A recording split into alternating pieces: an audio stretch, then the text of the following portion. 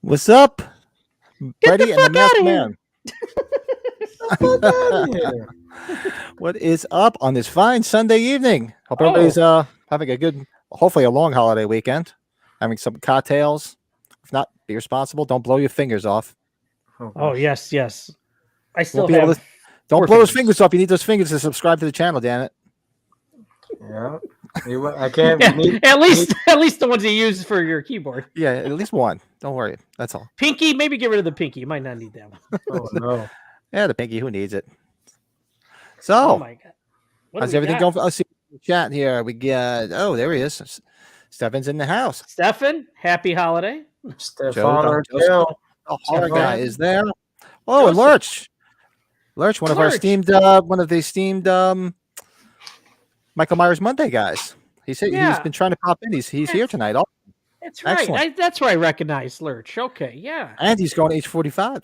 He's going to be up with H45. Keith is in the house. Look at this. Keith, are you at work? I want to get you in trouble if you're at work. Yeah. Keith? What a big as we say as a group now, don't be stupid. Don't be stupid. Is Keith live or is he Memorex? Don't be stupid. Yeah, come on, guys. It's just. No, don't be stupid. No, Joe's here with that mask in case somebody gets out of line. He's going to come find you. That's right. That's right.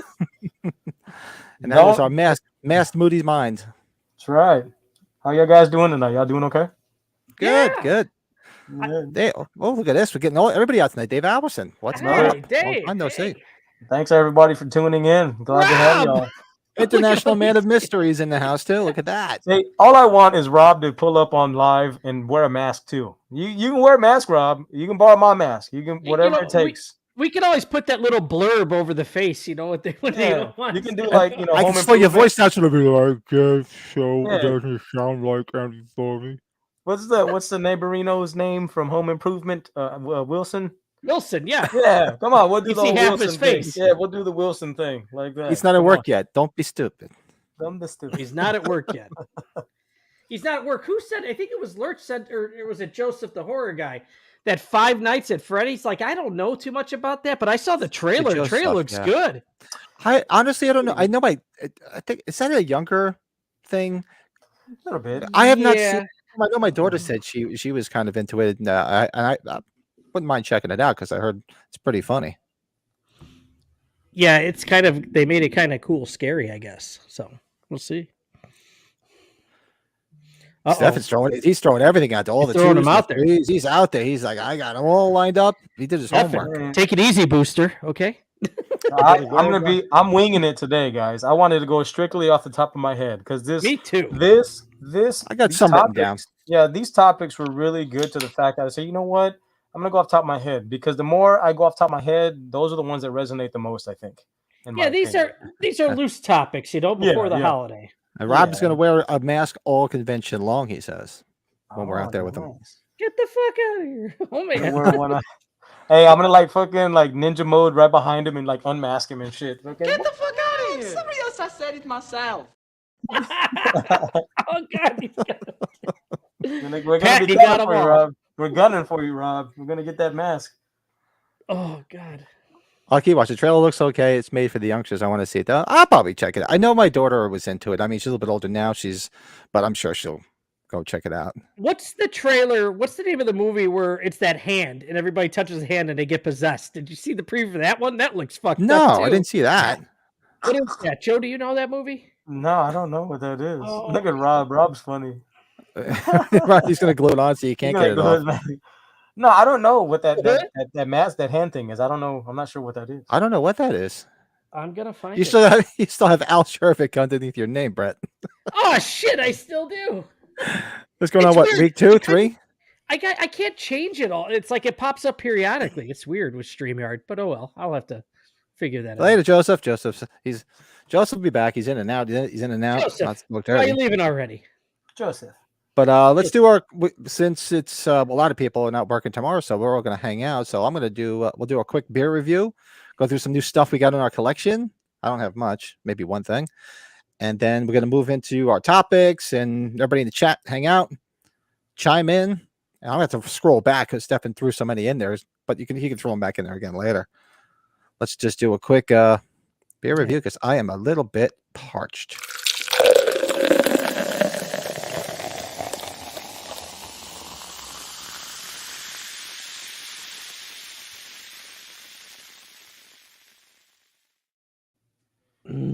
Oh, that fucking sound every time.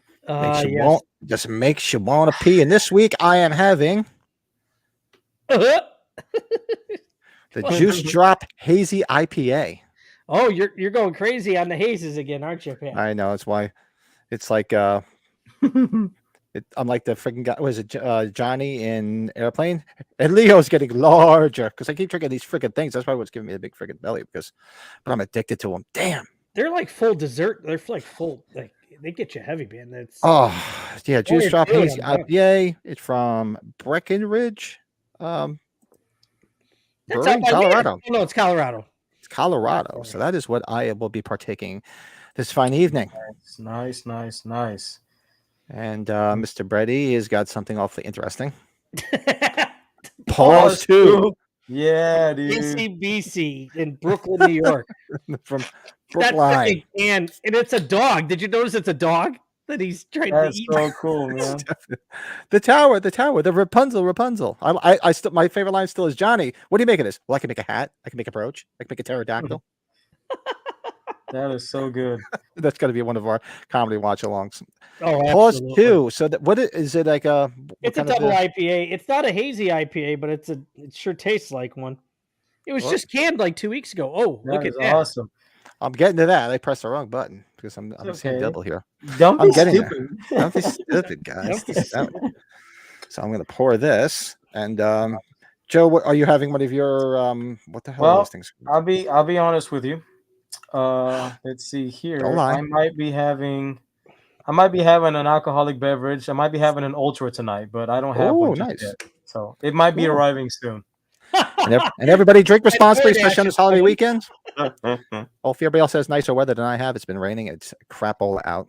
We just got sun after the last 2 days, Pat, like an hour ago. Yeah, so it's all here now, I guess. Wait, Rob Winter's on vacation? Who's running the restaurant? Damn. Yeah. That's what I'm Hey, don't use your about. vacation up before you go to H45. Seriously, you got to save that shit for when you go out to Cali. Oh. Yeah, Airplane. We got to do. We definitely have to do one of our comedy watch-alongs. It's going to have to be the Airplane 1 and 2. Naked Gun, the first one.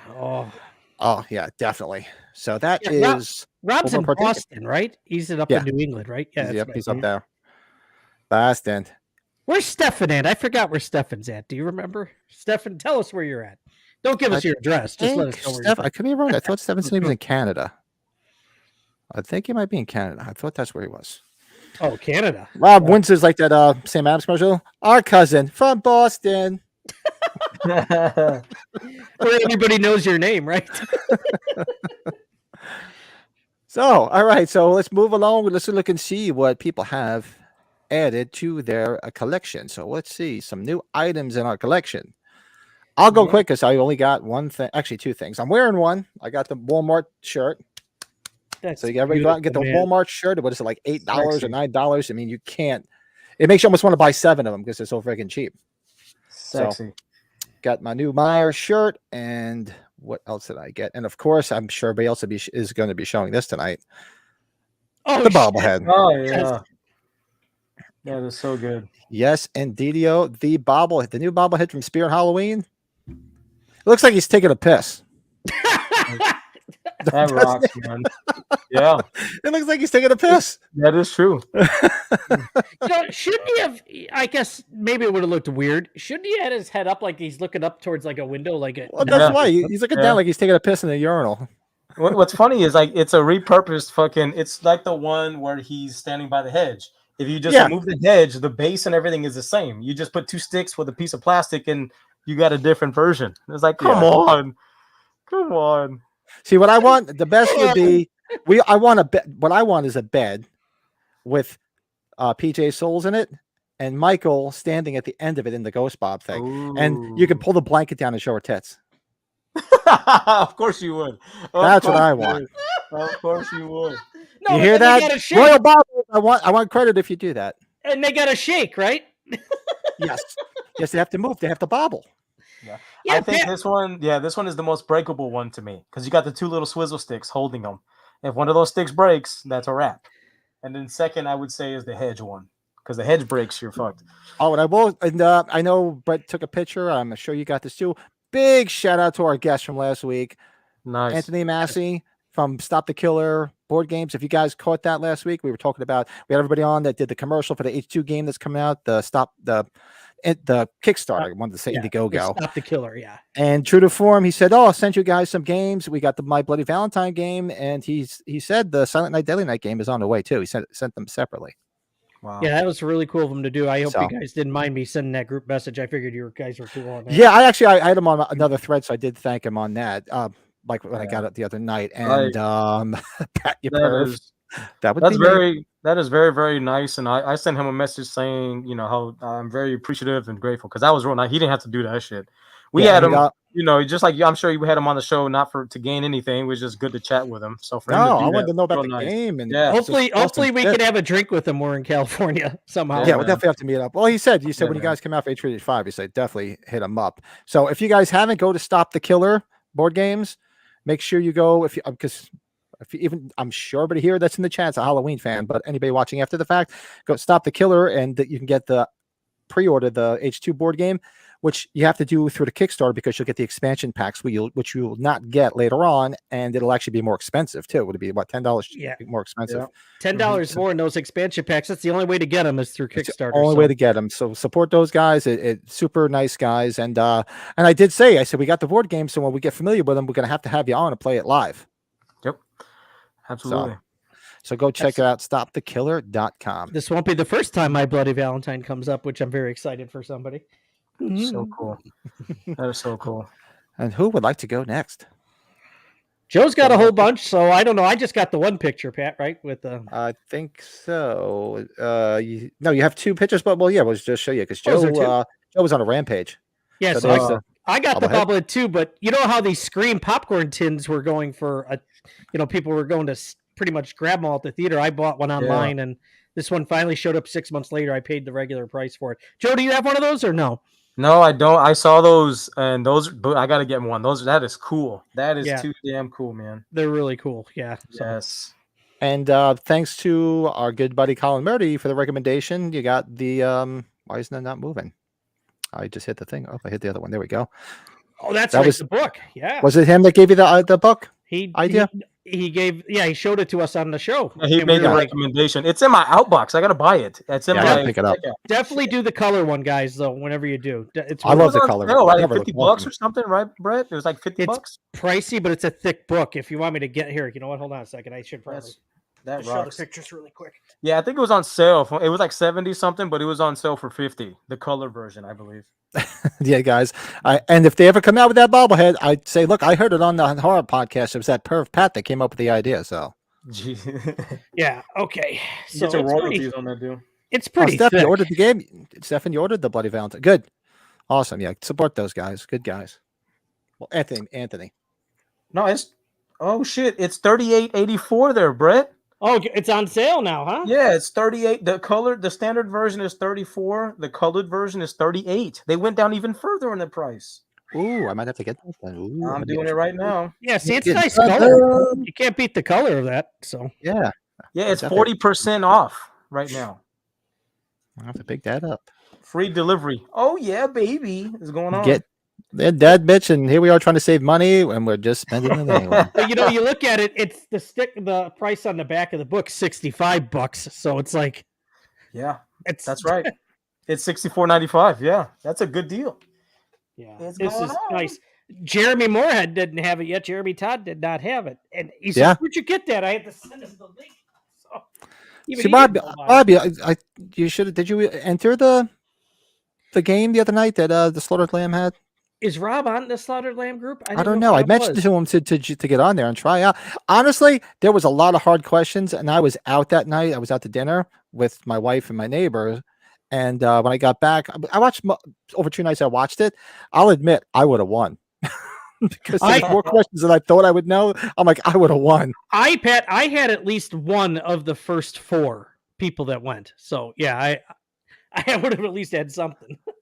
Oh, that's right, Stefan. You won it. That's right. It's awesome. I forgot you won it. That was nice. It was cool that you won that. That's right. And I was watching. I mean, there was a lot. I'm not going to lie. I didn't know everything. There was a lot of hard questions, but those guys weren't getting anything. And I'm like, guys, I would have won. That's so cool. Yeah. I was like, wow. I was kind of bummed because we didn't answer a lot of stuff, because I knew a lot of them. I was like, that's okay. We weren't here to play. We were here to, host. That's right. Yeah. Rob's got to work. He couldn't do it because he was working. That's right. What? You said you have the restaurant. You're the boss. Say, look, I got to win these tickets. Take care of the restaurant. Damn it. Give me an hour off. Did you see the comments with Ronnie and Blake though, Pat? If you watch the replay, they're like, where the hell did you get these questions? Those guys right at their minds. They really are. I love them. Good dudes. And they support us too, though. So yeah. And if you got anybody here that's not supporting them, go check them out. All the great names are taken. Those guys are awesome. They're a lot of fun. They don't take themselves seriously. That's what it's all about. And they just don't give a shit, which I love. They don't. Those guys are fucking rock stars. When they talked about the last 3 Halloween movies, they made a lot of sense because they make fun of like us really crazy diehard Halloween people. And which is fine, and they know it because we have. You can't be on YouTube and not have a thick skin. This is not the place to be if you don't have a thick skin. Yeah, if somebody's bound to say something to you or make fun of you or say something stupid, and don't be stupid. God forbid if there was a podcast, there probably is, about the Rocky series with him not being in this, Stallone not being in this last movie. People are going gung ho on the internet. It's like, who cares? Oh, yeah. It's like, he's 80, 70, 80 years old. Yeah, I saw the preview for a new Expendables. Did you see that? Yeah, I'm kind of bummed that there's a lot of other people that aren't in it though. It still looks it's a good way to probably end it though. I like the other movies. Did you like the other 3? I love them. Yeah, anytime you get that kind of ensemble cast of action classic heroes, it's like, come on, man. It was great. I really wish Chuck Norris would have done more. He just did the second one, and then that was it. Good old Chuckster. But no, Chuck lives out by you, down by you. Yeah, he does. Yeah, Texas guy. He does a lot of conventions, but his signatures are like ridiculous, like $200. It's crazy. And this is what that masked man has picked up this week. Oh shit! I saw it at Walmart too, Joe, just once. Okay, so if you saw it at Walmart, man, I would say pick it up because the resale is ridiculous, and I found one for a good price on eBay. Check that puppy out. Now, fuck. as you know, the first movie is the darkest, and it's my favorite growing up, and then it's the cartoon series. But man, this scene, between when they first meet, this is, if you're gonna collect something, you can't buy the whole damn lot, but this one is just great for the memories. Oh, Casey Jones is a great character too. So good. Yeah, they sell a separate version, his solo version, because they didn't have the rights for the actor's face. So this one, the mask stays on. The second release of just the figure himself, you can actually take off the mask and it has his likeness and shit. So that's real cool. Real cool to have that. Oh man. Okay. Just in time. This one. So I have the My Bloody Valentine, what do you call it? The clamshell NECA. That's kind of common. You can find it anywhere. This one is the Scream exclusive, a Scream Factory exclusive. And so that one I had to get. I had one, but I don't know where the hell it went, so I had to get another one. So that one is a great addition. Very cool. That's my buddy. All right, so you can see that in the background. I got a good deal on this one from Stickers and Stars, a shop here in San Antonio. As you know, Trick or Treat, a lot of the licenses stuff got it changed up. I'm sure y'all heard about that. So a lot of your Trick or Treat stuff might be hard to come by nowadays moving forward. Is this the glow in the dark one? Yep, the GID. Yes, sir. That's the GID. Oh, that's awesome. Okay. Yeah, so I got it back here. Where is it? It's right. Do they do not not have have the the glow-in-the-dark rights to them ones. anymore? Is that what happened? Something's going on with the licensing. She said she was gonna. The owner was gonna send me an email, but apparently with Trick or Treat Studios, I guess they got bought out by Universal or something like that. I don't remember specifically, but she said that a lot of the stuff that they're currently manufacturing, a lot of it might be vaulted, so they might not be remaking certain things. So if you have certain Ooh. things, I better go get that. I better go get that laptop bag that you guys got. Yeah, so whatever you need, you can get your hands on, get it now because some changes are coming apparently. From what Ready for the what's this one? You guys know something? Lurch, ready for the last voyage of Demeter here? Am I missing something? I don't know what that is. Lurch, what's that, bud? Yeah, help me out. What's that? What is that? Oh, Oh, that's a great find. there is a podcast on Rocky. Okay. Yeah, Rob, You haven't seen My Bloody Valentine yet, Stefano. You got to see My Bloody Valentine. Oh my God, That's we a did lot a of fun fun. watch along with that because Yeah. We did it on Valentine's Day. Valentine's night we did it. the sheriff with the frickin' tie that I was getting annoyed with. We'll probably do it again. And there's Michael Myers taking a piss again. Yeah, hold on. So I did the box was it wasn't jacked up, but I said, you know what? It'll go good on the table. So it looks really fun when you have it on the table. Look at that puppy. Oh, nice. Oh, he is not peeing. Yeah, he's not peeing. When you sneak behind it, you can see it. I wish this was glow in the dark. Like the mask and the sheet was glow in the dark. Imagine that. Yeah, that would have been. You know what? You just give an idea. They'll come out with a variant and make us buy another one. I have no room now. My friggin' shelf is filled with bobbleheads. One shelf is at least. Yeah. Shit. So they're gonna come out with fucking glow in the dark variant. Like, The box and your box wasn't all jacked up. It wasn't. One of the corners was, but I already have some already out. So I said, why not? Let's just take it out of the box because we'll probably see some of these. You know, New at movie. Spirit. Okay, that's a new movie coming out. Oh, I didn't hear about that one. Oh, I didn't Check know it out.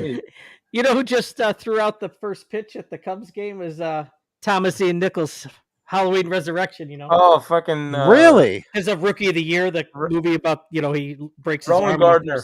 Ravenboozer. He had his Rowan Gardner jersey on. Sorry, I didn't mean to change the subject. We'll be adding that. We'll do the original prom night, and the prom night too. Hello, Mary Lou is one of the best friggin' full frontal nudity scenes in it. I'll tell you that. All right, guys. She's showing everything. Hey, this is for you guys. Cheers. Special occasion. Special Look occasion. at Happy special occasion. 4th of July. With a straw, no less. I've never seen that. That's awesome. And look at this. Look at that furry baby. All right. So I love the creature from the Black Lagoon. It's really one of my personal favorites, and I found a little plushie. Look at him. Cute little guy.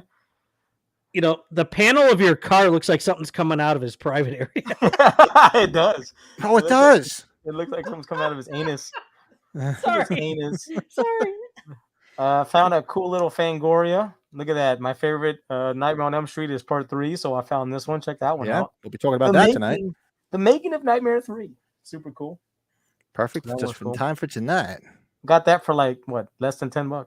Okay, that thing, as you know, that is it's a re-release of it's a very hard one to find. So the Spider Gremlin and the Bat Gremlin. If you look at eBay, the original releases, this Bat Gremlin going for anywhere from $300 to $400. Is that the size of like that RoboCop set that you and I have? It looks like that size box. Okay. Exactly. Yes. Actually, I wonder, baby, can you grab it for me? It's up there. So it's so rare that they did a re-release and they're selling for retail. I think they're $49.99 or $54.99. And I just had to get it, man. This is a grail. So if you're out there, look at your local retailers, and this is what it looks like. Check it out. That's so cool. Look at that Bat Gremlin. Look at his mouth. Yeah. And the box art is just fan-freaking-tastic. If Joe Dante ever comes around again, I'd have him sign that. Hell yeah. This is so cool. Awesome. So yeah, this one was today. That caught me off guard. That was found today, and I was just like, I was fucking head over heels, man. That was too fun. Okay. Okay, so this is a Trick or Treat Studios creature from the Black Lagoon mask. Found it at a Trader's Village here. They retail from I think $69.99. I got it for less than $30, and I couldn't say no. That's a good deal. Yeah, man, super happy about that. I just put it up today, so you might be able to see it. Let me see if you can see it behind me. You see it up there, right there? Yes, I do. Yep. There she blows. So she's Right right next there. to the H3 mask. That's right. And then I put my favorite, the 18 mask, right there in the middle. Look at that. So That's Wall's nice. getting full, Joe. Joe, it's looking good. it's getting crazy, guys. Getting crazy. Lurch, all three of us are VIPs. Right. We banded Yeah, together to Lurch, make sure. yeah. We all got VIPs, and we're all staying in the Sheraton right next door to the convention center. Hell Yes. yeah. As you guys know, do y'all have this little bastard? What is he? Yes. What is he from? I never seen that. He's from those little mystery boxes. They're Yeah. like black and red mystery box. And he is very hard to find. I don't know what the chances of finding him are, but I found him at Trader's Village as well for a good deal. They're selling on eBay for like 40, 50 bucks. I found this for less than 20. Wow, So somebody's yeah, selling man. that much? Lurch is at the Yeah. Sheraton too, man. We'll be hanging out at the hotel bar. Yeah, man. So this guy, he's cool. It's good to have with all the, you have all those little mini collectibles lying around. He's perfect to just throw in there. You got to have one. Very, very cool. And that is, see, Joe had a whole and a half this week. One more Joe kicked thing. ass. I had one more thing. I forgot. That's right. You said there was something else you didn't send me a picture of. Yep. So this one, I got these not too long ago, but this one I think just barely came out. I found it at Target. It's another version of the glow in the dark ghoul. Oh, wow. That was at Target? Look at That was that. at Yeah. Target? Yeah, Did it was. they not have the They Live licensing for that? I don't know. Like this one, I couldn't figure out where. I didn't see anything about this being released. This one, it was Wow, with that's actually cool as hell. the Mars. What do you call it? Attack from Mars. Martians. They had two variants of them in glow in the dark as well. And I don't see a female version of this. This is just the male. Actually, flip it around, Joe, because it does say They Live. It says They Live right above where it Yeah. says Ghoul. Very small, and it's really weird because I just got a glow in the dark variant, and it's different than this one. They're different. I don't know about this one. Just came out of nowhere. I was like, I got to pick this one up. That's cool as hell. It's weird. Pat, I gotta tell you, with Joe, remember, you knew Joe before me for a little bit, but remember his collection. He is really created that enterprise, hasn't he, Pat? And that's why he's lucky he's got somebody super awesome by his side that puts up with it. Not a wife that's, plotting my death. It's what it is. It's so funny because it's like I go out and looking for the best deals, man. And it's like when you get, you understand the community and where to go and how to talk to people, you'd be surprised what you can get into, man. It just happens organically. So stumble upon things and get good deals. I'm all about that good deal, baby. All about that good very deal. much. Yeah. That's why I'm curious with that H2 Funko Pop. Like, what is going to be a crazy ass price for it? Like second market with being only 1,000 of them. So I want that fucking thing so bad. That'll go good on the wall. That'll go good on the wall, man. Oh yeah. It's a regular size. It's not the big size one. I think it's a small one, isn't it? No, I think they're like this big, right? Oh, Isn't it's it a like bigger Funko? Oh, I think it's a big. Yeah, they have the big ones. It's huge. It's like fucking like this, I believe. like the first one, maybe. Remember the first? Oh wow. Yeah, I think they are. I hope it is that big one. That's what she did. Yeah, it does. This mask is designed to move when you talk. It's cool. That's why you could wear it pretty easily and not have to take it off. Yeah, it's itchy than a motherfucker though, but it's not bad. I meant to ask you, when you stayed at the Texas Chainsaw Massacre hotel there, did they have any promotion of? I didn't know there was a video game coming out for PlayStation, Xbox this summer. Yeah. So remember I mentioned that? Remember He mentioned it. They had the thing there, right? Yeah, the little fuck, chicken. I'm sorry. Remember the chicken? They did a promo there. So the people that were promoting the game, they were promoting it in Austin. So the day that we stayed there, they went and did a trip to the gas station, and they sent them a little promo package. The little chicken. With the little chicken. I didn't catch that. Okay. Yeah, so they actually were promoting it and all that stuff, and they're supposed to go back again. Roach test played it. They actually Yeah. test played it. Yeah, awesome. it looked great. It looked really cool. I just looked at it on the GameStop website. I was like, dang, I don't have. That's gonna be a PS5 banger, though. dude. That one's gonna be a banger. I saw somewhere where they just stopped the licensing for the Jason game of Friday the 13th. I saw that. Yeah. Yep. So if you have the game, hold on to it, the physical media, because that shit's gonna be gone forever. I have a PlayStation 4 one, and I have a Xbox or a Nintendo Switch one. Actually, of all things, Nintendo Switch. Yeah, if you buy the limited edition, it comes with a nice poster and everything. So if you find it at a fucking garage sale or at a swap meet or whatever, buy that shit. It's gonna be worth money down the line. Why? You know what? Why is he deleting you? Okay. Anyway, You know what? I saw, which I was not aware that these went up to this. I was on eBay just farting around like I shouldn't have been doing anyway. I had no idea. Speaking of like stuff that's not available anymore, well, it hasn't been available in years. And you were talking about the Funko Pops. Just people, the original Myers Funko, the Chase variant, glow in the dark, they're like $550 on eBay. Yeah. Oh, bro, they're insane. Like, holy shit! The black box one. Yeah, the glow in the dark. No, the glow in the dark. The original Chase one in the white box. In the white box, not the Entertainment Earth exclusive one. Yeah, okay. no, not that one. No, the original, like the OGs, like the Michael Myers, the Freddy, and the Jason, like the San Diego Comic-Con version. Those bitches go for like $400 or $500, easy. I was like, wow. I'm like, holy shit! I knew they were. I knew they were like over $100, maybe 200. I had no idea people were selling them for that much. Do you have a GID? Do you have a glow in the dark one, Pat? I do, yeah. You do? Oh, dude, you're sitting on a gold mine, brother. Man. I don't know if I do. I might. I have to take a look. I haven't found one for a reasonable price yet. Fuck that. What was Pat's like? He's playing RoboCop Short Circuit right now. Dead or alive. They're all right. It's right at the top there. Look at that. Right next to that poster that Pat and I bought together. Yeah, exactly. Sexy bastard. Look at that. I'll be interested to see what goes on with this Comic-Con exclusive, though, with how crazy that's going to get. We'll have to see. I know. I want that so bad, but you know what? All these assholes are going to be freaking doubling, tripling the prices. I'm looking forward to that.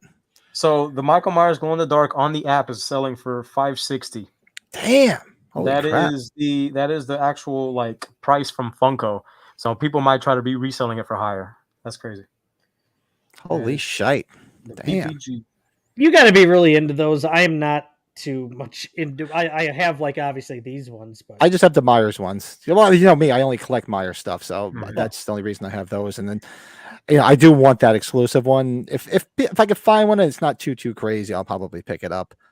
But I just God, I hate those Comic-Con exclusives because you have to get somebody there to get it, and so you can buy it at the right price.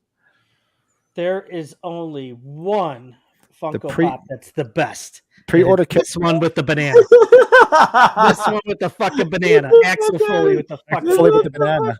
That is amazing. I have two of them because I wanted to open one. I didn't see the Killer Clown Pops. They're on pre-order. Wow. Don't be stupid. Don't be stupid. Oh god. Yeah, I look at all the stuff. I just don't buy it all. I love you. That blew me away when I was like, wow, holy shit, that's fucking expensive. That is fucking funny, man. Target had that exclusive Winthorpe one where he's got the salmon and the Santa Claus. I forgot to mention something that I bought. A couple pasties for the nipples. It's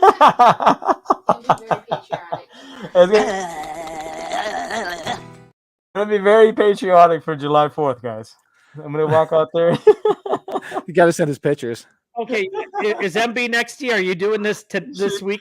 She's right here. Yeah, she's right here. Oh my god. Rob's got one of the distinctive dummies of Kurt Barlow, only 30 made, worth over $1,000. Yeah, this distinctive dummies are pricey. Even just the Myers ones, like especially the 2-pack. Mm-hmm. I never got those.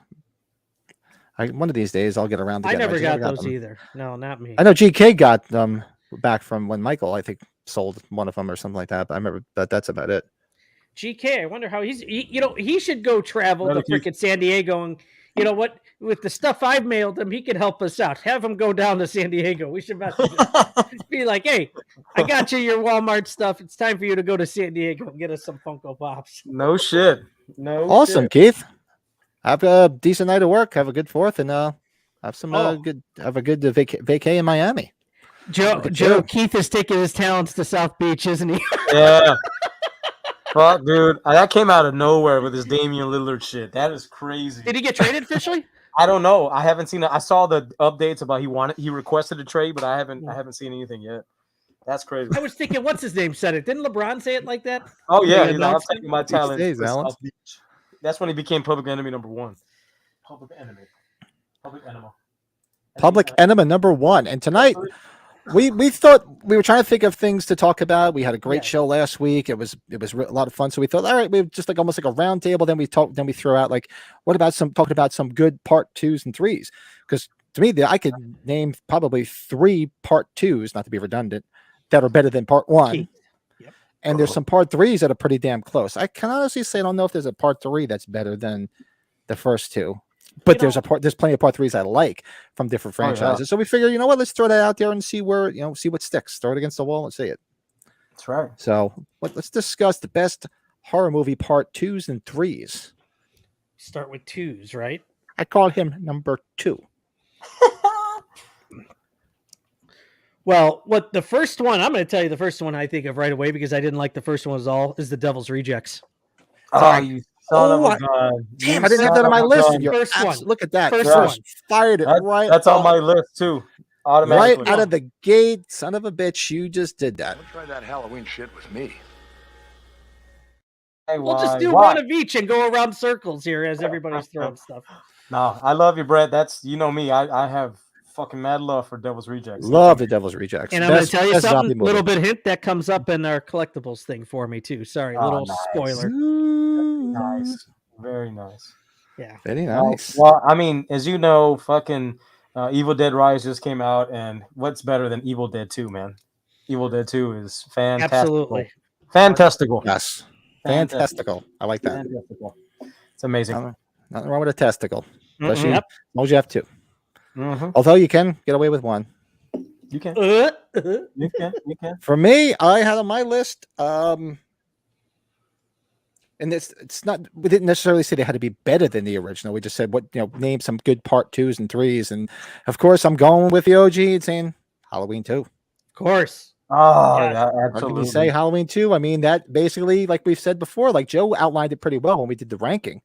You could just put those 2 movies together and just have one long ass film. Rodengarner singing. Oh no. Oh god. What happened? Ravenboozer. The Rookie of the Year kid is singing. Oh. Why is he not on the screen anymore? He's not on the screen anymore. Oh, Who's who's that? Stefan, you are absolutely right. Exorcist 3 is way better than The Heretic. The Heretic is a snooze fest. 100%. Total Hey. snooze fest. Agnat guys. What's up, Blakey? Blake, what's up, Blake? Fright Fright Night Night 2. 2. Love Fright Night 2. Hey, Fuck we yeah. got to talk. Come on, Aliens, right? Aliens has got to Oh, be by there. fucking far. Colonial Aliens. Marines kicking ass. Game over, man. Come on. That Lurch is- went to some of the H-18 Will locations 2 weeks Paxton. ago. Too bad that the house is gone. They burned the house down. I guess I don't know. Is the property still vacant? You So can you at least gotta see go the to what? property. So each of the movies are in the Carolinas, right? And then the Yeah. third one's in Georgia, right? Yeah. Yeah. Mhm. Oh, there's a buddy Hey. from last week. Matt Hey, Russell's in the Matt house. Russell. What's up, Director buddy? of the Halloween 2 commercial for the Halloween 2 board game. Go check it out. 28 weeks later. I Nice. just Hey. saw a postie. He just went to a Arnold speaking at some event. He spoke. Oh, and that's he right. I went did to see it. that. Yeah. That is killer, dude. That's amazing. Hell yeah. Travis is in the house too. Travis, what's What's up? up, big Because, Travis? I spoke about something about the rule that sequels can't be better than the original. Like it's something that should have. Well, they can be honestly. Well, I'll throw another one out there now. I forget what order we're in right now, but I'm sorry. Friday the 13th Part 2 is way better than Friday the 13th. Oh, that's your Absolutely. favorite, right? That's my favorite of the franchise. Sackhead Jason is your favorite. I don't hate the original Friday the 13th, and that's not what I'm saying. It's entertaining. I mean, it was the OG, it started it all. But when they came out with Friday the 13th Part 2, I'm sorry, and they introduced the whole Jason as the killer, made it a lot better. That's killer. Most of these movies, these first few that we've all said, most of them are pretty much better than the first. I think that's why we first started saying them. I'm not gonna say Halloween 2 is, or Aliens might not be as good as the first one to some people. So Yeah, somebody threw Aliens in the chat too. Yeah. I'll give you this little, I wouldn't call it a curveball, but it's something that just is fantastic. The Bride of Frankenstein, 1935. there you go. Man, That's good. That's a deep oh, dive, and That that's was good on though. mostly everybody's top 10. Yeah. Dude, Bride of Frankenstein is the shit. And I put that up against the original. I know the original, paved the way for a lot of films, but man, I love that movie. That is hell. This is a good one. Travis always makes us think. Is there a film that you flat out thought sucked, but was followed by a sequel you liked? Ooh. Easy. It's on my list here. I did not like the first Jeepers Creepers, but the second one's awesome. That's good. That is really good. I did not like the first Jeepers Creepers, That Travis. is good, man. Oh man, that's a good question. You know what? How about I really liked Wrong Turn 2. That's How cool. about that shit? Wrong Turn 2 is a sleeper. That's a good one. Yes. Wrong I Turn like, 2. That's I good. like Wrong Turn 2. That one's good. Hell yeah. Oh, and if you want to go with number 2, another, and this is, I think when it came up in one of our lists, I forgot, or actually it was on when I did the best part 2s. I think I did a standalone video. Fire Dead Shot. As much as I love the original Psycho 2 is better. Psycho 2, I saw that's where you're going, Pat. Sorry.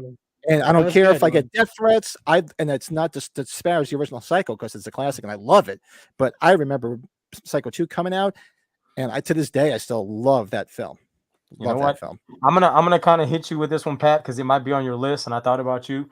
Fucking Doctor Sleep, man. Doctor Sleep, dude. That was on my list. Yep. That had to have been. It's Doctor Sleep. Damn good fucking movie. Talk about a sleeper. Was it Mike Flanagan? What's his name? Flanagan. The director. I mean, goddamn, it doesn't get much better than that. Ewan McGregor was really good in it too. Yeah, man. That was such a good, and because you think, like, I remember back in the day, because my mother used to tell me stories about when they were younger and she saw Psycho when it came out back in the 60s, and how it scared everybody. It was this groundbreaking thing. And then when Psycho 2 came out, my mom's like, I ain't going to see that. She's like, the other one scared the shit out of me. And I'm like, well, of course she knew I was a horror fan, and I went and saw it, and I was like, wow, this is really, really good. And it got praise too. It's not like it didn't have to build up over time. Like like The Thing, which was panned at the time and is like considered like a masterpiece now. It was praised at the time by critics because it was if it wasn't Anthony Perkins back in it, it wouldn't have worked. Yeah. No. But at least they were able to get the original Anthony Perkins back, and they even got Vera Miles as the sister. So you had 2 of the original people in the film. And anytime Robert Loggia is in a movie, right? Robert Loggia. Yeah. Oh. Who do you think owns Guard Dog Security? What's that from? What is that from? Armed and Dangerous. John Candy. Remember, he was the head of the mob guy that owned the security company. And he kept trying to nail Meg Ryan. Man. I have to watch Armed and Dangerous. It's a good movie though. Mm-hmm. What do you guys think of Final Destination 2? I love Final Destination 2. That's the one with the 18-wheeler, right? The cars at the beginning and the trucks, and then the end where the barbecue blows up on the kid. Yeah. Look at Lurch going deep. Look at that. Basket Case 2 is better than the original. Wow. Whoa. Damn. I think I saw Basket Case 2 maybe once. I didn't dislike it, but I have to go back and revisit it. That is tough. And Matt, he loved that. Dr. Sleep. Amen. Actually, Dr. Sleep, I just watched it not that long ago. It's such a great movie. Yeah, Armed and Dangerous. We have to get it together, Coco Lovich. Pincus and McCarthy. Wait, no. I'm Pincus. He's McCarthy. There's one. Coco Lovich. Joe, what's your next one here? Because I have a gut feeling I'm going to say one next, but it might be one that you're going to say soon. You go ahead, brother. I got one. I was thinking you might say Child's Play 2 because I like Child's Play 2 a lot, and I know you like it too. It's on my list. It is on my list. Yes, wait, we got a special guest. Oh, we got a special guest in the house. I told you guys a story the other night how I was out with my neighbor and staggered home at 2:30 in the morning. Yeah. This is my new neighbor, Mike. Shout out to Mike. Hey. Hellraiser 2. Good movie. Heidi ho, neighborino. How's it going? Yeah, Michael come over. Russo, nice. I got pizza and beer. Come over and have some. 2:30 in the morning. Pat staggers through the woods home, falls asleep downstairs. Awesome. Pat, we got these neighbors that do this now. This is hey, you messed up, Michael, because you know what happens when you feed them? They keep coming back. They keep coming back, Michael. You shouldn't have fed them. You shouldn't have fed them, man. That's when my wife was all upset about the fireworks. She was just like, "Oh, you think our neighbor's gonna like it? He's a firefighter. He'll take care of us." Look him over with the hat. He'll put it out.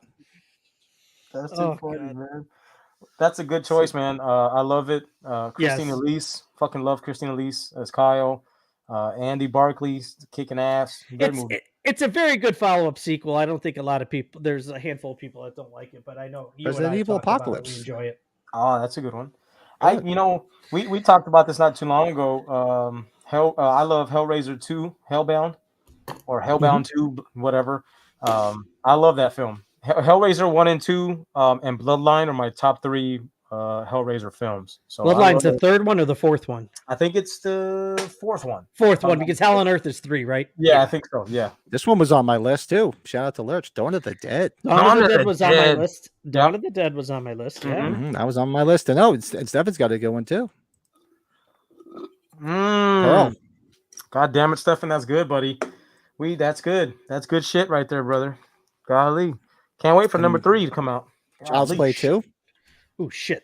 Forgot something in the freezer here. Next horse shit. Uh-oh. It's gonna be frozen. And of course, I got another one right here, which was basically almost my movie of the year last year. Terrifier 2. Oh, that's right. That is fucking right. Love me Terrifier 2. Some Arthur Clown. We'll be getting 3 next year. That is so good. All right, I'm gonna give you a little trivia. Uh-oh. So this is a number 2, and it stars one of our favorite from the Halloween franchise, Kathleen Kinmont. What other film did she star in? It was a great number 2 film. Bride of Reanimator. Yes, I love me some Bride of Reanimator. Great movie. Oh, I mean, actually, well, yeah. After that, it kind of fell off, but the first 2 Reanimator movies are just unbelievable. They're just so much fun. I love it. Yeah, and two of our favorite girls too, Barbara Crampton and Kathleen Kinmont. Amen, brother. A freaking man. Both aged rather well too. Yeah. Oh yeah, Terrifier 2. Yeah, good call. Yeah. Whoa, geez, Stefan, come on. How you not seen Terrifier 2 yet?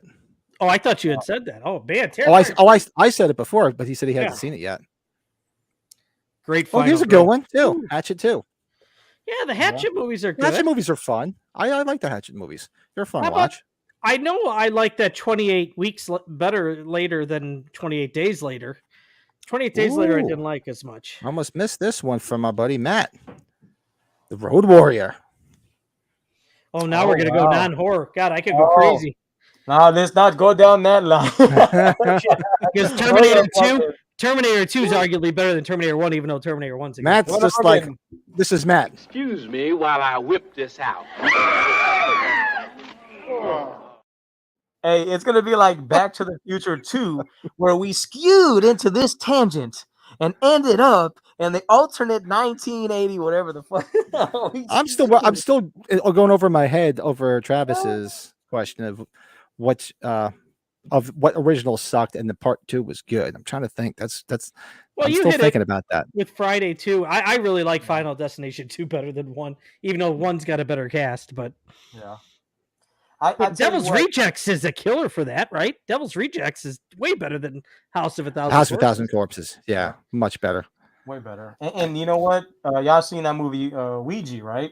Well, I've said before, I profess my love to Ouija Origin of Evil. It's another Mike Flanagan film.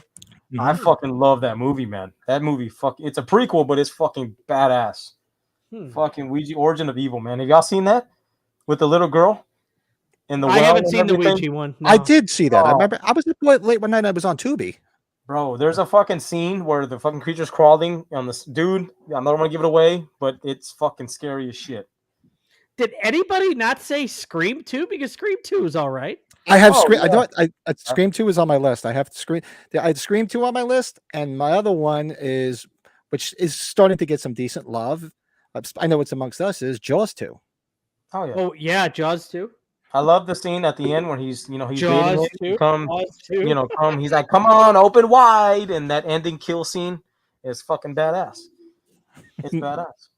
It's like Chief Brody is just a badass. Like he can't keep a good guy down. He's fucking awesome. Good shit. Good shit.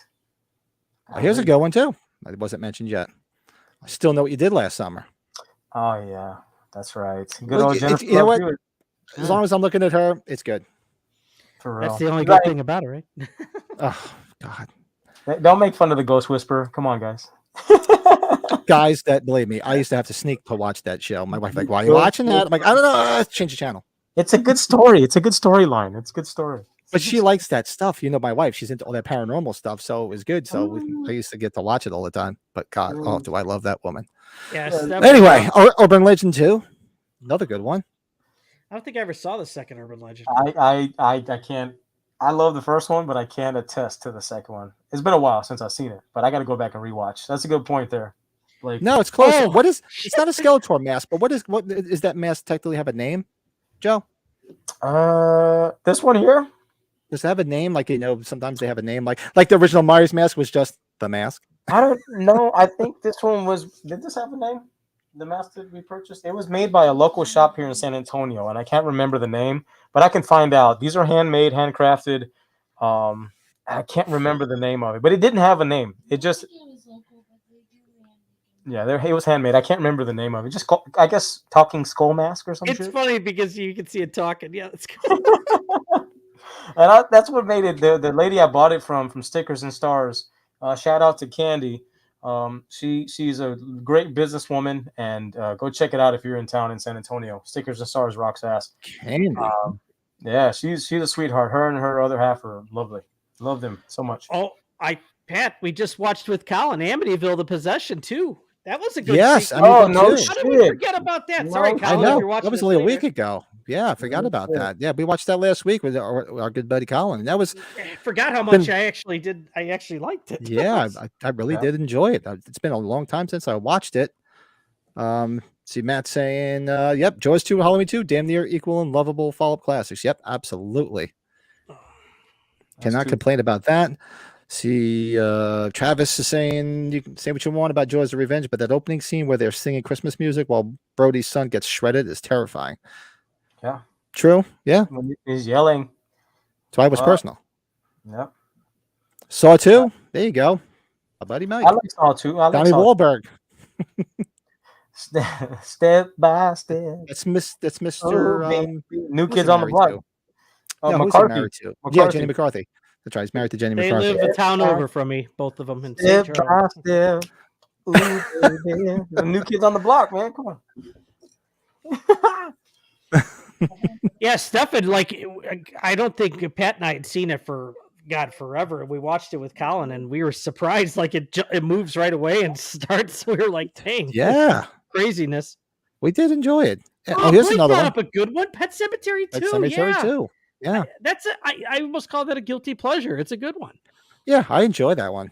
Clancy Brown, one hell of an actor. Oh, Clancy Brown rocks ass. But then you got Goose from Top Gun. You got John Connor in there. And...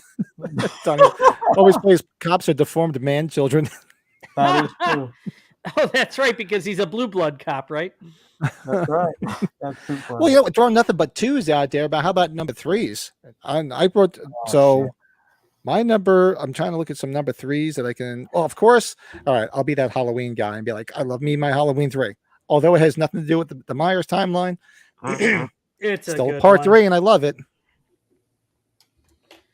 The first one I think of is Army of Darkness because it's so much fun. Ooh. Very Army nice. of Darkness is badass. Very nice. See, that's Saw So 3 you- was good. so we're calling these Ah. threequels, right? Threequels. Blake, it's better that he's Gilbert from Revenge of the Nerds better than him being on ER, so I'll give you that. I mean, this one's a simple no-brainer for me. My favorite of the franchise, Nightmare on Elm Street 3, Dream Dream Warriors. Warriors. Yeah, I had that on my list. Yeah, That was the next one. There This is is no true. denying. There's no denying that film. he's used to you, but to him, he's always Gilbert from Revenge of the Nerds. Huh? Oh, Matt Russell wow. brings up a good point there. That could be technically Halloween 3, H4. Yeah, interesting. Yeah, I True. guess so. Yeah, that's true. If you want to go right down the Myers timeline, I don't see why not. I also had, and not professing my love for Psycho 2. I enjoy Psycho 3 just as much. Yeah. It's not as good as part 2, but it's a decent It's fun. follow up. It's fun.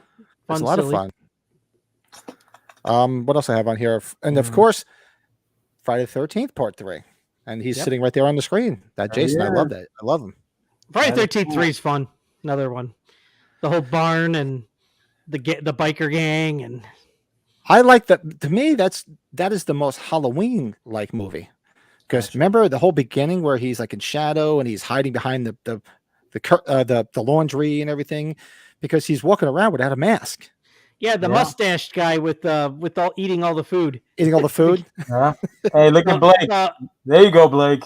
Oh, Ooh. throws the look gun at him. down. I like what you did there, Blakey. I like that part. That's technically a part 2. Look at you, you dirty dog, you.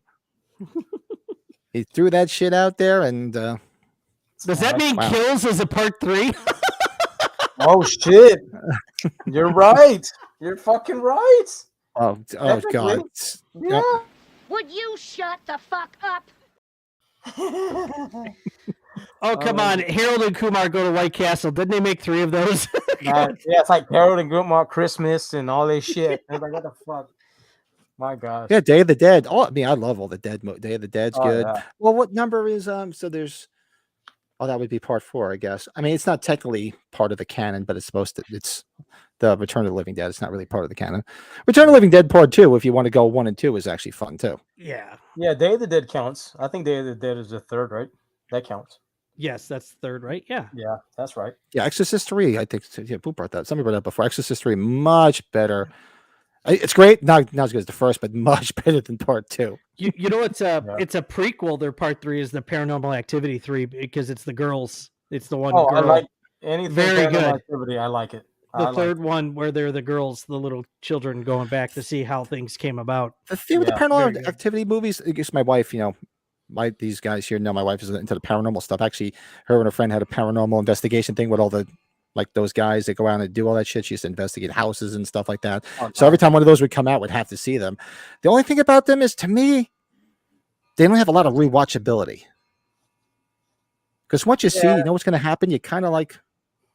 Yeah, don't really need you to see kind of it run again. out of interest. You kind Yeah, of the first one, the first 2 or 3 were really good, and I enjoyed them. But once you saw it, it's like, do I need to go see it again? It's sort of like the Blair Witch Project. It was kind of cool, but I'm like, I don't need to Paranormal go back and Activity watch it movies, again. they really. I went to bed with the light on that night. That's the last time a horror movie affected me that much. Yeah, Wife that's still makes true. fun of my ass about that. That is too true. It's too true. Now, you know what? This film, I thought about it because I actually showed MB for the first time Silence of the Lambs, and she loved the first one so much that she was like damned if she wasn't gonna watch the rest of the franchise. So she liked Red Dragon, and that's the 3rd film. The Edward Norton one, yeah. It's Yeah, good. so you got Good cast. Hannibal and then Red Dragon is the 3rd one, and she loved it. She loved all of them. That's where Philip Seymour Hoffman. Yep. Down the street on fire. That's right. Remember that? Yeah, dude. So good, bro. Like that whole I heard of franchise. the Ninth Configuration, but I've not seen it. Have you guys seen the Ninth Configuration? No. I've heard of it, but I've not seen it. I have to check No, it out. I haven't seen that. No. Definitely have Oh to check that one out. shit! There's a part 2 that we forgot, Pat.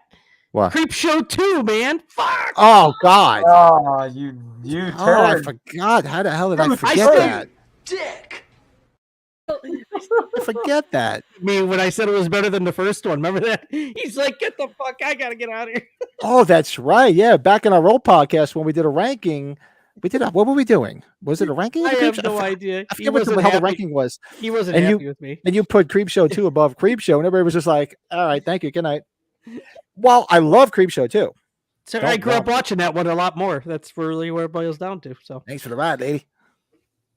All right, so real quick, MB, my partner in crime, said the mask is from Zagone Studios, Zagone. It's called the White Ghost Little Rascal Moving Mouth Skeleton Skull Latex Face Mask with Attached Hat. That's a lot to put on a tag. Holy shit! that's not an man. attached hat. That's the hat Two that feet comes long. with it. The hat is attached to it, yeah. So Oh, the hat's attached to it. I didn't know that. Yeah. So what's holding it on is the strap in the back. So when you unstrap it, you can fold it off, and then when you put it on, you just fold it on and put the strap on in the back. So it's cool, man. It's a badass mask. I feel like Corey Taylor in this shit from Slipknot. Seriously. And also don't got worry, nobody. He's not getting any plastic surgery done. He's fine. Joe's He's fine. still that handsome beast that he always is. Yeah, I figured it would bring a different No element rumors. to the show. It would Or you bring do a a different element to the show. Toxic It's Avenger not- 2, I love. It's not like Chappelle's show when he's gonna unmask and the guy's head blows up. Oh yeah, exactly. Exactly. That is too good. Oh man. Oh, we didn't even mention these before. Yeah, Sleepaway Camp 2 and 3 are just they're ultra cheesy. It's Yeah. They just I mean, granted, you want to see some nudity because there was really no nudity in the first one except for that little scene at the end where you see the woman man boy freaking Felissa Rose thing. But you want to see some nudity? Actually, more so part 3, from what I remember. Had a lot of nudity. Everybody was banging in the camp. Nothing wrong with that. Big fan. I had to throw this out there just for old time's sake, but it's not a part 3, it's a part 4. So I want to give love to the legendary film Ernest Scared Stupid. Okay. Yeah, with the trolls and everything. Come on, man. That film for me growing up is a classic. And thank you for nobody saying Caddyshack 2, because that would have been very upsetting. Yeah, that we just well, actually no. Blake's still in there. They just did their thing. Really? And Ronnie said how he likes Caddyshack 2 better. Oh no, it was Meatballs. They did Meatballs. He liked Meatballs 2 better than Meatballs. Okay, yeah. I'm like, what? Hey, there's a good topic for next time. The best 4 or 5 films. Number 4s and 5s. Yeah, that's what we were saying. We're go down the line, best 4s and 5s. Let's do it, man. Fuck it. Hey, did anybody say Ghostbusters 2 last time? Anybody say somebody said it in the chat here. Oh, Lurch, he's got to work tomorrow. Thanks for hanging out with us, man. I don't know if Lurch, yeah, man. I don't know if there's a Myers Monday thing tomorrow night. Thanks for the input. We'll see you tomorrow night, hopefully. Yeah, Blake did the Meatballs too. For some reason, I was thinking it was Caddyshack too, but they did Meatballs too, and I believe Ronnie said he liked it better than the first one. I was like, ow. Am I nuts? Is that last Ghostbusters a Ghostbusters 3? Technically, it is. You can't count the chick remake one. Yeah. Afterlife's a part 3, right? I guess so. Yeah, I think that sounds about right. I have to go check Jason this. Bateman, Blake. What is this? You kind of see Judy's tits in the first one. See through. True. In the first sleepaway camp. Yeah. For And, I guess for the number 3 would be the Purge election year. Yeah. I'm a big Purge guy. I got to check this movie out. Man, I'm getting upset. I'm thinking about all these ones have we to watch missed. Like, did anybody say Gremlins 2 before? No, we never I haven't know. seen Oh, that yet. fuck. We And we were never just talked- talking about Gremlins. Yeah, we Oh, were. look at Blake. Teen Wolf 2. Yeah, Jason Bateman, baby. That movie sucks mad ass cheeks. Even though Scott Howard's dad's in it as the uncle, right? That Remember that? movie is so bad. That movie's so bad. Give me some Police Academy 2 and 3 love. Oh, you got Insidious Chapter 3, H4, Fast 5, Trek 4, Fury Road. Yeah, there's a bunch. It's, of course, there's, I mean, we can have a whole topic on, actually, we can have a whole topic because I still can't think of a sequel I can say that's actually blows away the first one. Travis has still got me thinking, damn it. I'm going to wake up in the middle of the night thinking about that now. Thank you. What was it, Pat? Pat, you didn't know about the whole thing at the end of Teen Wolf. We talked about that, right? In the bleachers? Yeah. Yeah, you told me that. Hey, we forgot about the classic 3 Girls, 1 Cup. I mean, 2 Girls, 1 Cup. My bad. The what? I'm so confused. Y'all don't remember 2 Girls, 1 Cup? I probably should, but I don't. I should, but why Oh my God. Okay, never mind. It's a bad joke. Never mind, everybody. Disregard. Oh man, now I feel like I feel weird. Go watch Gremlins 2. It's a fun watch. It's not as good as the first one, but it's fun. Joe, we better have a drink and talk about this after. No, you don't. Never mind. I don't want to open your minds to this. Okay, let's forget it. Don't look it up. No, it's horrible. I'm just laughing because I don't know it. I'm sorry. Look at my buddy Mike throwing that one out there. Police Academy 4 was the best in the series. That's a bold statement there, Neighborino. Yikes. The first one's pretty damn good. That's a bold statement. I've seen them all. 4 wasn't bad, but I my heart belongs with number 1. Does 4 have the Blue Oyster Club in it? I don't remember. You know, I was thinking about that, and this one really doesn't get much shine, but Night of the Demons 3. Night of the Demons 3. Check that shit out. Citizens on Patrol. If you haven't seen it, check it out. I'll give you one bad part 3, RoboCop 3. Oh, we didn't say RoboCop 2. Flying Robo. Oh, fucking ass. Straight up ass cheeks. Straight up fucking booty. This Academy 5 is a guilty pleasure.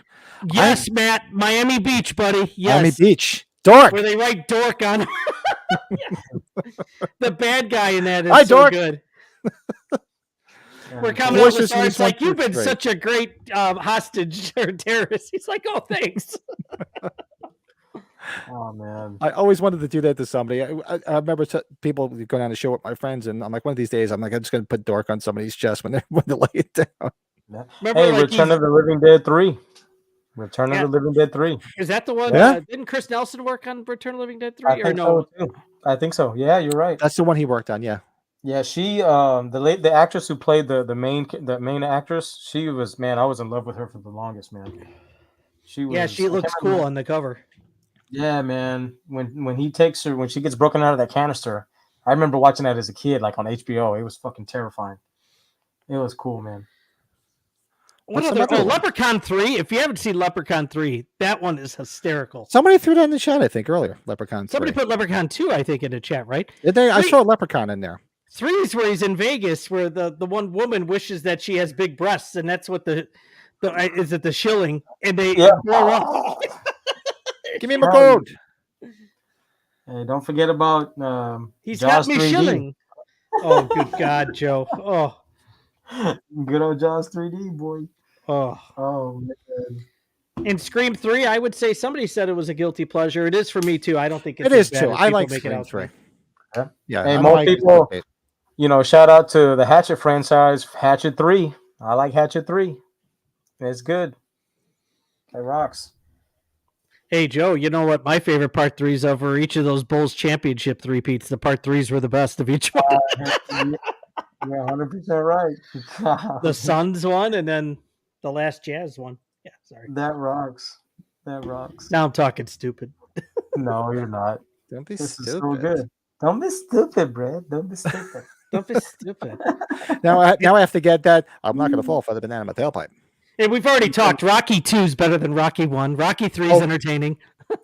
Absolutely, yeah. Thank you for Rocky admitting 2 is my favorite. That was a big thing when I was a kid. Rocky 2. Yeah. Rocky 2, it just hearing the stories of people coming out not knowing that he was going to win, people going nuts at the theater. Would have loved to being alive at that time. I have to dig deep and find some old pictures. I know I have some old pictures with like Rocky t-shirts from then.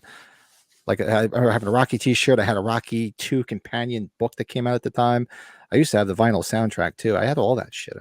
I've got like I told you, as through the sands of time, things just disappear in my parents' house. It was like a vortex. Very nice. Yeah, we went to one of those t-shirt places when I was a little kid, and we got the Rocky logo and then my name on the back. So yeah. Still waiting for justice for Cotton Weary. Travis, you're right, man. Because that guy's, what's his name? That's the guy from Liev Schreiber. Yeah, he's Liev Schreiber. Yeah, yeah, that's right. What other part 3s are there? Did I miss any? I can't count House 3 because no. Nope. Not going there. Blade. I don't know. I can't think of anything else. Anybody think of any other part 2s and 3s in horror that were worthwhile, that were good? Yeah, you guys said the Hellraisers ones, right? Mm-hmm. Yeah, I'm trying. Phantasm 3. I know Phantasm 2. I liked. I like Phantasm 2. I know a lot of people that like Phantasm 2 over 1. Somebody was mentioning. I know when we had Dustin McNeil on, he's a big Phantasm guy. I think he said Phantasm 2 over 1 he liked better. Critters. Critters 3. No one mentioned Texas Chainsaw 3 because that movie sucked balls. Oh, Leatherface, yeah. That was fucking. I didn't like it. Yeah. Even part 2 to me is just like a goof. It's just more comedy than it is horror. Part 2. Now here's an interesting question that's taking us off subject. Is there a part 3 that they haven't made yet? They've just made a part 1 and 2. Ooh, that's a good question. Back in my old chat room days, I probably would have thrown it out there, and you guys would have been like, "Hey." Oh, that's a tough one. Oh, I know which one. That's a good part 2. The guy with the leather mask that does all the booby traps around the house. The collector. The collector. The second one's good. The second one, the collection. The collection is really good. That needs a part 3. Remember, Sean Clark had those guys on the things with 2 heads where the movie got canceled. Yeah, that's right. The third one. I would have loved the 7 part 2. Like, because anybody can fill that void. Yes. I love 7. Yeah, that would have been good. I just love Morgan Freeman's face when Brad Pitt's pouring like wine and like a like. I didn't see Wreck 2. I only saw the first one. Did you guys see Wreck 2? I saw the first Wreck. I saw the first Wreck. I didn't see the second one. I did not see the second one. I have to check that out. Don't know. Yeah, Dennis Hopper. It's more comedy of The Conjuring. I was saying this one here. Yeah, part 2 is hilarious. It's more comedy than anything. The Conjuring 2. Did somebody bring it up before? Somebody I thought did, right? Or maybe not. Oh, how about the movie Frank and Dare just covered the one where the people are underground and the mining with the creatures. They made a second one of that. Does that take place in France or in Europe somewhere? Oh God, it's gonna bug me. The first one's a classic. I'm gonna look it up. The Descent, is that what it was? Maybe. Oh yeah. Yeah, they just did Descent. Yeah, I only saw the Descent. They did another one of them. I didn't know they made a part. There's a Descent part 2. Yeah, I never saw it. I did not know that. I was not aware of that. I was not aware of that. You mean there's actually a Descent part? Get the fuck out of here! Somebody else, I said it myself. And that might be something that a lot of people would say. I love Beverly Hills Cop 2 compared to 1. I still love 1, but 2's awesome. I love 1, but yeah, 2 is a lot of fun. Tony Scott was a good director and made some big movies. Rocks ass. But Back to the Future 2, Back to the Future 3, yeah. We could actually go. Well, I mean, if you do non-horrors, you can go forever. Yeah. This might be easier. Part 2s and 3s that suck balls, that are just straight ass cheeks. I think we should title it just like that. Because it's a pair. They suck a pair of balls. That's right. I could say one right off the bat. This week on my Net 70s review, I will be doing one of Brett's wife's favorite films. I'm doing the Rocky Horror Picture Show. And the follow-up to that, which is escaping me right now because it's not part 2, is Straight Ass Cheeks. Straight ass cheeks. You know what it's called? We talked about this before. It's horrible.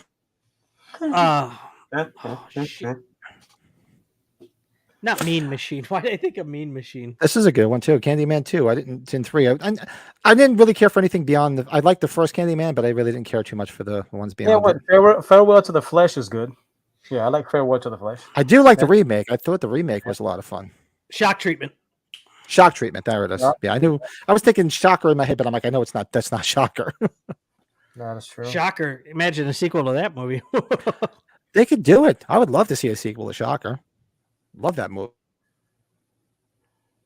Weren't they talking about doing a follow-up to Trick or Treat? Yes. The original anthology Trick or Treat movie? Yeah, the anthology one. Yeah. Yeah. I think it's coming out still, I thought. Well, this is true. If you want to call this a part 2 in the trilogy, Halloween Kills is awful.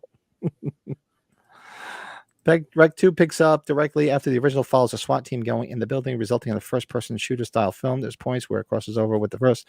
Really, I'll have to check it out. The first one was good. I liked it. I wasn't over the moon about it, but I'll definitely looking forward to seeing the other one. The other, and the same thing could be said about what the hell is those other movies? The VHS movies. I like those VHS movies. VHS movies. Yeah.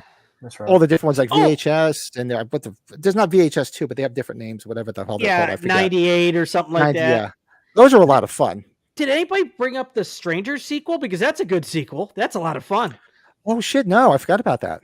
What's that? The Strangers sequel. Oh, yeah. Pray at Night or Pray something? Yeah, with Bill Pullman's kid. Yeah. Yeah, it's like Pray at Night or something like Strangers that. Pray at Night. Yeah. Yeah, that's right. That's a good one. Damn, that's good. Shit.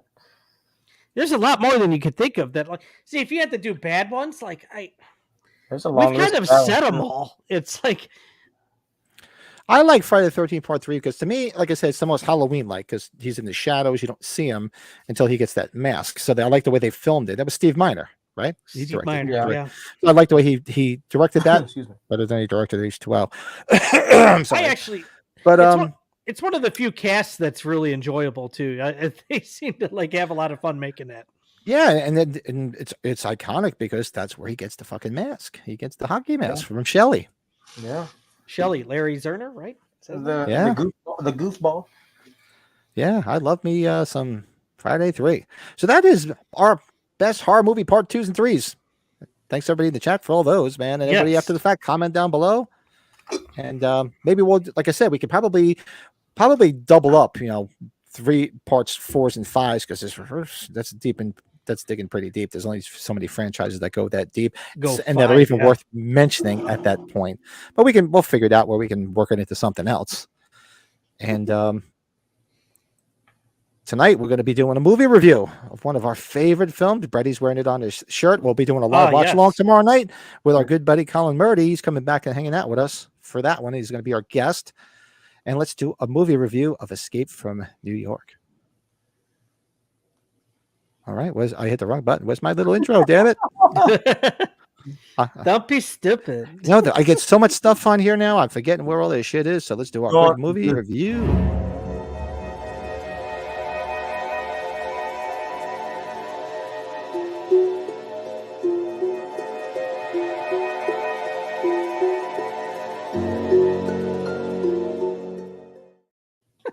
That's another one. Escape from LA if we're talking non-horror. That's true. Yeah, exactly. And I don't mind it. Actually, shit, I almost forgot. American Werewolf in Paris. Oh, yeah. That's a good one. Almost just threw it in my mouth a little bit. I apologize. So Escape from New York, but we're sticking with our Carpenter theme because we've been doing a lot of Carpenter stuff. So when we were thinking about it, so let's just do this, throw this out there. Classic from 1981. Scored high on all of our Carpenter lists. Freddie's got a bunch of cool stuff he's going to be showing from his collection from Escape from New York. So I'll just go real quick. I put it on again the other night just to watch it again. I watched it I haven't watched it about a year. And I said, let me throw it back on there. If anybody wants to watch it, it's on, was it Tubi? Oh, no, it's on the Roku. Freebie or something like that. It's on Roku for free. I was watching the Roku for free. So this movie, great soundtrack, amazing cast. I mean, there's a lot of the Carpenter cast of regulars in there too, with Donald Pleasance and Charles Cyphers and Tom Atkins. The hell's his name? Lee Van Cleef is what you're thinking of? I'm thinking, what was the bum? Why am I drawing a blank on his name? Oh, what's his name? The president. If I had this, I'd be the president. Yeah. Why am I drawing a blank on his name? They Live. We were just talking about Buck Flowers. Buck Flowers. Thank you. There you go. Amazing cast, and it's shot well because you have Dean Cundy in there because it has that Carpenter feel because the great Dean Cundy is there. The score, second to none, scored high on all of our scores. I mean, that is just amazing score. To me, you hear that and it puts you right in that movie. Adrian Barbeau, Harry Dean Stanton, who I love me some Harry Dean Stanton. Isaac Hayes. I remember when it came out, and I'm like, because I knew a lot of like 70s music because I'm a big 70s music junk, and I'm like, Isaac Hayes. I'm like, the Shaft guy. Shut your mouth. Yeah, no, you shut your mouth. I'm only talking about Shaft. Chef. And he's Chef. Yeah, he's Chef, and shout out. He's since passed on. Rest in peace, Isaac Hayes. But he was great as the Duke of New York. And what was the guy's name? Who was his henchman with that tall hair that was in Salt? Romero. That's Frank Doubleday from Assault on Precinct 13. Yes. Yeah. Awesome character. You come after me, he dies. If you're not out of here in 10 minutes, he dies. If you try to make an escape, try to touch me, he dies.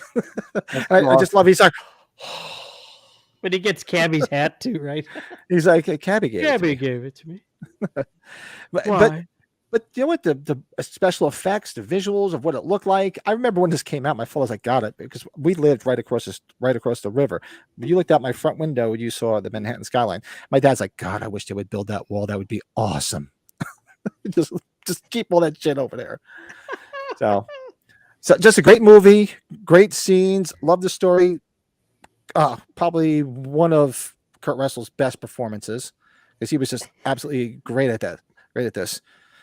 He's the best. Get a new president. Sorry, what does John Larroquette say when he's looking at the microscope and Stripes? I thought that's what you were going to say. God, I wish they had a what was it? God, I wish that was a loofah. Loofah. That's what I thought you said. I didn't mean to cut you off. I thought that's what you were going to say. I'm like, oh, Stillman.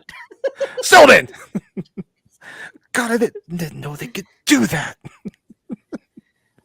But oh god, yeah, go back and watch our watch along of Stripes, and Brent and I pretty much say every word for that movie, word for word. God, sorry, I didn't mean to cut you off. I just had to. This movie for me is super nostalgic, and it just blows my mind. I can't believe because I remember seeing it back in '81, and I'm like, wow, 1997. It seemed like a million years ago. Now it's 26 years ago. In theory, is when this movie takes place, and I'm still waiting for them to build that wall around Manhattan. So for me, I'm going to go high on this because I love this movie. I'd give this movie, I don't want to give it, I'm just going to give it a 9, and I don't want to give it 8.5. I'm going to give it 8.7. Holy moly. Oh, you doing the moly. Holy moly. Well, I'll keep it short and sweet. I mean, you guys absolutely love this film. I love it for various reasons, but the whole premise, they send a guy like Snake Plissken in to get the president, and it's such an intriguing story. Donald Pleasance, has a great role. Not to interrupt, Joe, I almost forgot the biggest thing. Who wrote it with Carpenter? Oh, Nick Castle. Nick Castle. Yep. Yeah, that to me is so cool. It's another collaboration of some great minds. Love seeing some familiar faces in this, and I mean, honestly, how can you go wrong with watching like Halloween, The Fog, this film, Escape from New York, Assault on Precinct? Like, this is kind of like in that echelon of films that you just can't go wrong, man. So, man, we could talk forever about it, but I got to give it an 8 out of 10, man. 8 sushi. Beautiful. Simple. Keep it short and simple because we already know how great this fucking movie is. We know how great it is. We know. Brady's got some visuals with him too, so I'll let you do your review. I'll show the visuals you sent me. This is Carpenter for me. It's his second best movie. It's his second best score. We don't have to talk about the first movie, obviously. This is Kurt Russell's best role, easily, in my opinion. It's his favorite role. If you've ever heard him in interviews, this was his big thing. But Lee Van Cleef, how many times did we really ever see Lee Van Cleef? He was so big into spaghetti westerns. That was really kind of like his claim of fame, Yeah. But I was just talking about how Nancy Stevens has got one scene as the pilot. I'm sorry to interrupt you because you mentioned that Lee Van Cleef being in westerns. I was watching one of the Twilight Zone episodes the other day and I forgot. I have to look it up and see which one. He's in a western, one of the Twilight Zone westerns. Oh, really? Like that's set in the old West. And Lee Van Cleef is in it. I'm going to look it up and I'll send it to you so you can go check it out. Nice. I had met Ernest Borgnine way before he had passed, and I asked him about the filming of this, and he got spooked out making this movie. He shot a lot of his stuff. I think if you guys have watched the supplemental stuff, a lot of this was filmed in St. Louis, in nasty parts of St. Louis. So he was like, yeah, it was really spooky. That's what he said. But he's so good in this movie as Cabby. You got great people in this. So, but we lost Harry Dean Stanton not too long ago too. Yeah. I loved him. Brain and Frank Doubleday. Yeah, you got a lot of Halloween alum in this too. And Donald Pleasance, he played a great president, of course, too. You can't go wrong with him in this. Isaac Hayes as, hey, number one, the Duke. You're the Duke. You're the Duke. That's awesome. There's some great lines though. I love like, Snake, what are you doing? I'm playing with myself. I'm going in. Playing with myself. You mean I can't count on your help? No. Good. No. Good. What was it? The one guy, Harry Dean Stanton, when they're trying to get to the plane with the president.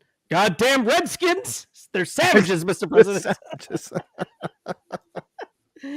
Oh God, but no, I love this movie to death. I love the darkness of it. I have a lot of us have a thing for anti-heroes, and Snake Plissken is the anti-hero.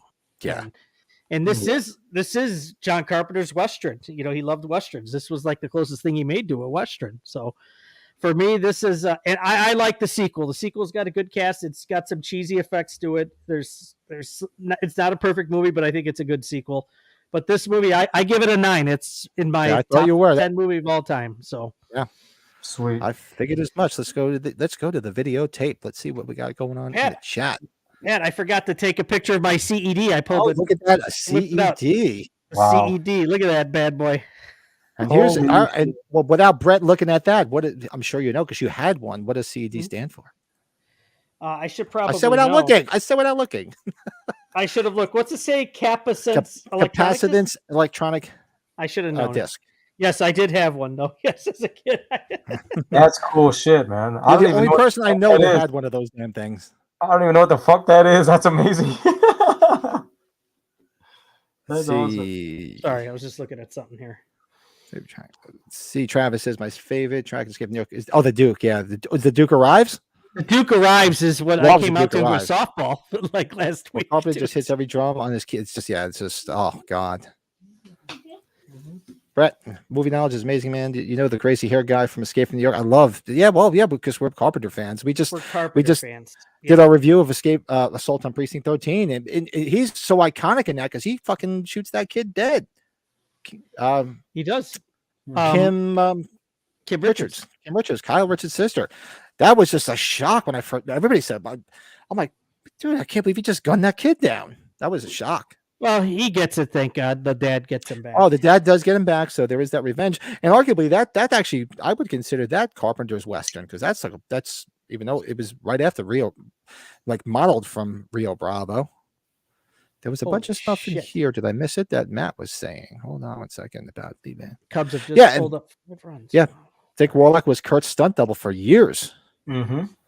That's right. And Jamie Lee did the open narration. Lots of Halloween. Oh yeah, lots of Halloweens on that. Yeah, but Nancy Stevens too. The one little scene she's got as the pilot. As the pilot in the plane. Yeah, shout out to her. Today is her 74th birthday. Happy birthday. Colin Moody and I were talking. She's it's little to be known, she's a breast cancer survivor. So I give her kudos to that. My wife is one, so I will always salute all that. That's not easy thing to deal with. So Van Cleef started as a henchman in classic westerns like High Noon and The Man. That's a great. High Noon is classic, but The Man Who Shot Liberty Valance, good movie. That was the first John Wayne movie I ever saw. My dad was. My dad was a big John Wayne guy. My dad was a big John Wayne guy, and he loved his spaghetti westerns. Whew. What is this? Travis says, I love the reveal of Kurt Russell's pecs just being padded on his vest. That's funny. Walk away from that one. Which car? Oh, here's no Travis making us think again. Which John Carpenter film without a sequel would you like to see? I want that. We said it the other day. I would love to see a follow up to They Live. Love to see a follow up to They Live. Oh yeah, big time. Or I mean, but most Carpenter films don't end happy. You can have a sequel to Christine. Yeah. You can have a sequel to The Fog, because they came back and got him. What's to say they don't come back again? You can have a sequel to, obviously they had a sequel to Escape from New York. What else could they have a sequel to? I'm sorry, I got distracted. The Thing. I'm trying to think. Oh, The Thing. Oh, of course. Well, they're talking about that, aren't they? Is that? Or I know Carpenter mentioned it. Is that something that's going to come? They did the video game for PlayStation 2, but you didn't really get the idea of what was going on. But oh yeah, and shout out to we lost the great Alan Arkin this week. To this day, growing up, one of my favorite movies was still The In-Laws, and he was brilliant. He was hysterical on that. He knows me through Mario. There's over 300 Marios. Yeah, shout out to Nick Push. It's true. Prince of Darkness. Let's get a follow up to the Prince of Darkness. I'd love that. I love that movie. The Fog wouldn't be a bad sequel, but I think I was all right with what they did. Oh yeah. We were talking about the Jerky Boys the other night with Alan Arkin. Yep. Yeah, Where's he get off calling me fruity ass? Yeah, what the hell's a fruity ass? Where's he get off calling me fruity ass? He says you're a friend of Mario's. You know Mario. What Mario? I have to go back and revisit the Jerky Boys, because that movie is funny as hell. I'm sorry. Don't mind me. The Cubs scored 5 in the 9th to tie it, so I was going nuts. What's up? You can jump up and do the happy dance. Vampires down 6-1. So now Vampires too. Yeah, or Assault on Precinct 13. Yeah, you can do a follow up to that. Yeah, that Thing video game, that was hard for me too. I gave up on it quick. I'm not the greatest video game guy. Yeah, I never played the Thing game. Have you guys played? You guys played the PS2 game, right? That was one of the questions Frank and Darren had the other night that I had the Cable 54. What the name of the station was from They Live. Yeah, I heard that question. I thought of you. I was like, oh man, I'm like a Brett's out there. I know Brett knows it. You were watching it live though. Yeah. But I was so pissed. I'm like, man, I knew a lot more questions than I thought I was going to know. I was like, damn, I could have freaking won that son of a bitch. What a second one. Then we could have told Frank and Aaron, now we're going to auction it off on our They would have been like, what the fuck? I could have just auctioned off mine and just met them out there and grabbed that one. That would have been funny. You know, the purple really throws you off on this, right, Pat? I'm like, it does. Yeah. I know. Why purple? Why is it purple? I have no freaking clue. I have no idea, but I'm glad my dad still had this. I'm like, can I take this, Dad? He's like, yeah, I don't play these anymore. I'm like, yeah, thank you. That is our review of Escape from New York. Let us know in the comments what you give it out of 10, 1 through 10. Yeah. And after the fact, comment below and let us know too. Matt, our buddy Matt, saying Escape from New York was supposed to have a video game that never came out. Footage exists. Would make an amazing open world game. Batman Arkham City is basically Escape from New York with Batman. They had a great Matt. Yeah, did you ever read those comic books? Like Carpenter's company had the comic books. They were a lot of fun. I think Deborah Hill worked on them with John before she had died. I should find those, Pat. I've got those somewhere. I don't know if you have any of those. No, I don't. No, I don't. This is the point in our show where we do a thing called "What Did You Watch?" Because we like to watch TV, we like to watch movies, like to watch naked women. Did I just say that out loud? Well, that's a different podcast. But so we like to discuss what we watched during the week. You guys give you some ideas, and you guys chime in the chat. Let us know what you watch because believe me, we've gotten a lot of ideas from you guys chiming in the chat on things and we've all gone back and watched it. So this is actually one of my favorite things to do because you give us some really good ideas. So what did you guys watch?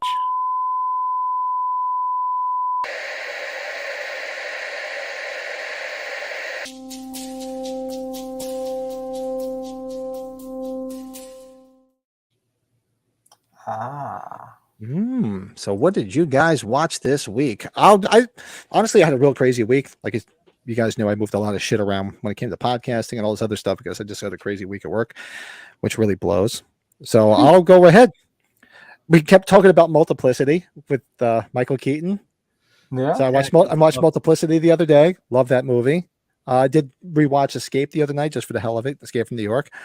Just right before the podcast, before about an hour or so on, took a picture of my TV screen. I was eating my dinner. What was I watching? Clue. I'm a big fan of Clue. We should probably do a watch along of that sooner than later. I think. God, I love Clue. Yeah. Such a great movie.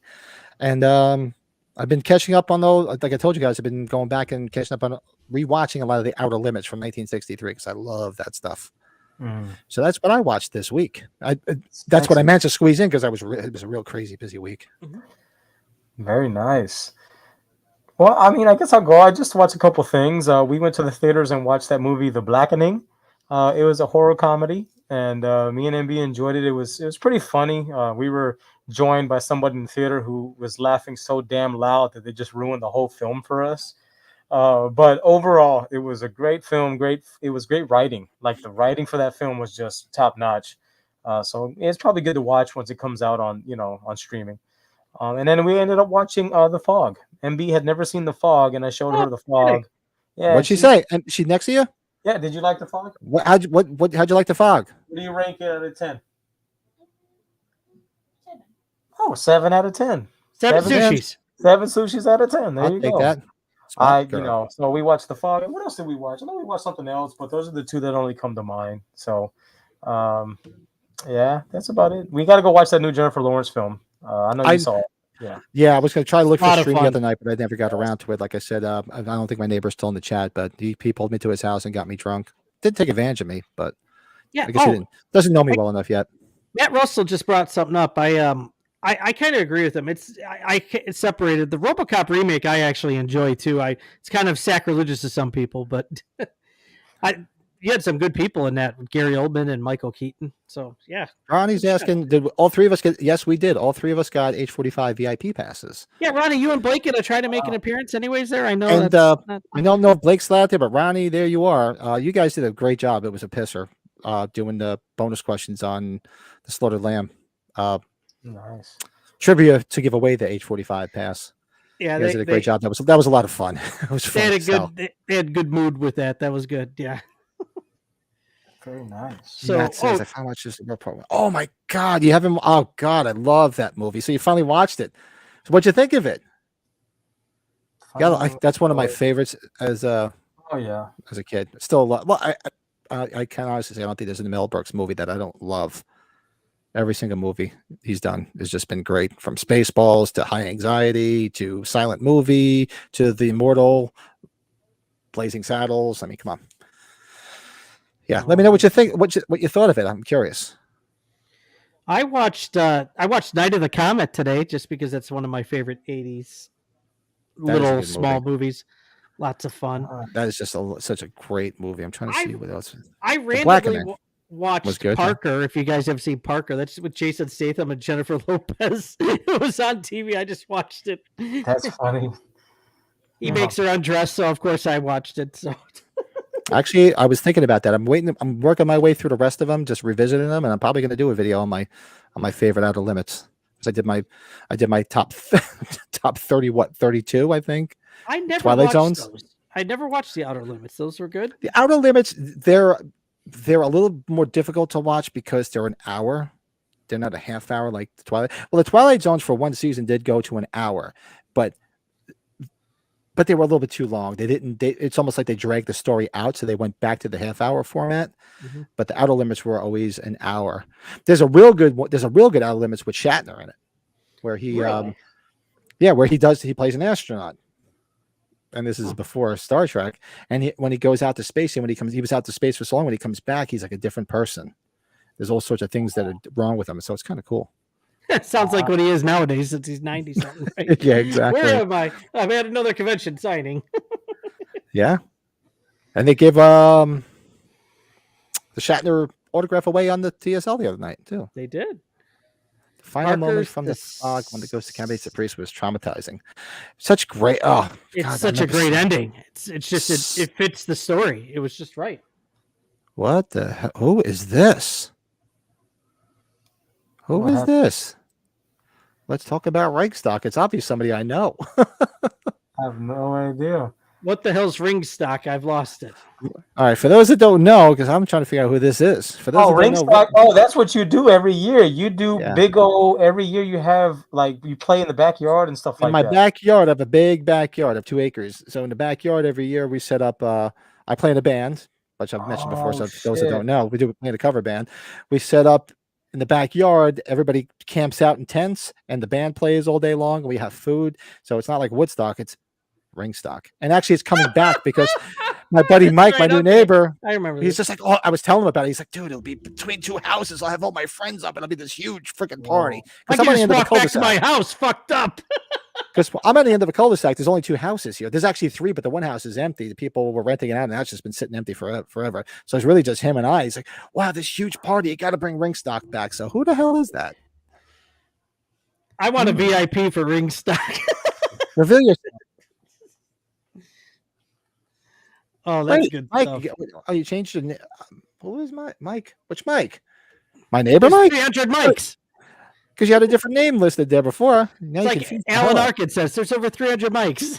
There's 300. I don't know how many mics. Yes. So it's got to be my neighbor because we were talking about Ringstock the other day, and it's definitely going to come back. Actually, I was at practice today with the band and with my other band because now I'm doing an acoustic thing, and I have to actually blow the dust off the banjo. I play the banjo too. He knows you through Mike. He said blow. He said blow the dust. I love it.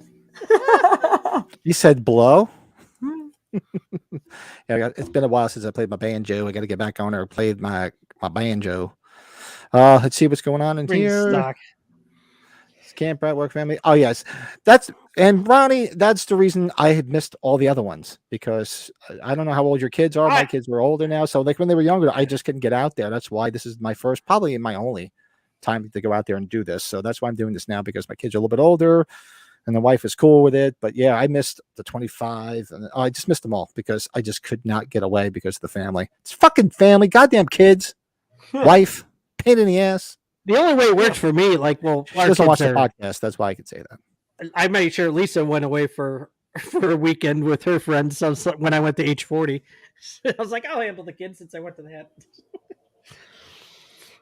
Oh, Travis, yeah, Travis, go back. If you haven't watched my top 30, go watch it. If you're like the one with the robber, yeah, that's the one that was in my top 10. So this guy, he's a piece of shit robber, and he gets shot and killed, and this guy comes in. Actually, the guy, I don't know if this might be too early for you guys. Did you guys remember the TV show Father Knows Best? I know, yeah, I know of it. I didn't watch it. And the butler that was there. God, I'm drawing a blank on his name now. Wadsworth, the butler. Sorry. Yeah, he's a big heavyset guy. He plays his guardian angel, so he's thinking he's going to heaven. So what happens? Everything he says, he wants to gamble. He wins all the time. He wants girls. He gets all the girls, the booze, beautiful thing. But he likes the thrill of the chase, and that's what's taken away from him because he's like, everything's handed to me. I don't want this. Where's the thrill of the chase? You know, I want to be able to work at this. You know, I want to go to the other place, and that's when he looks and says, the other place. This is the other place. And it's just like this moment where his face is like, fuck. And then he starts, the guardian angel has the creepiest fucking laugh where he starts laughing. Really? Yeah, it's just a great episode. Yeah, you guys got to Look, revisit them. Gabriel, you're in the house.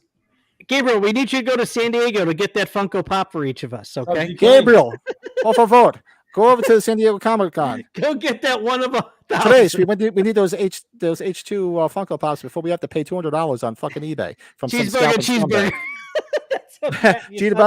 cheeseburger. No fries, chips. No fries, chips. No Coke, Pepsi.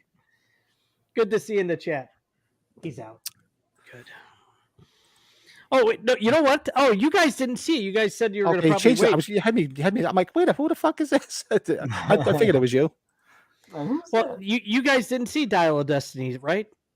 Neither you yeah. guys. Yeah, I like Dial of Destiny. Oh, you did go see it, Joe? Yeah. Oh no, I thought you were talking about Indiana Jones. No, I thought you were talking about with Jack Black. What is it? The Pick of Destiny. I'm sorry. No, my bad. No, not yet. Not Dial of Destiny. Sorry. San Diego, which in German means a whale's vagina. Anchorman. Talking about Anchorman, yeah. Anchorman. Oh God, Anchorman. God. See, I know Anchorman. I got to go back and watch a little bit more, get a little bit more versed on all the lines. It's been a minute since I watched it. Oh God, yeah. Saint Diego. Yeah, hopefully you guys see it though, because it's a good ending to an iconic character that's aging. So it was well worth it. I was right away with Stacey Nelkin. She's a little bit too skinny now. She still looks pretty, Stacey Nelkin, and super, super nice, but she's very too gaunt looking now. Pat needs some meat on that woman. Okay. I need a little bit of meat on those bones.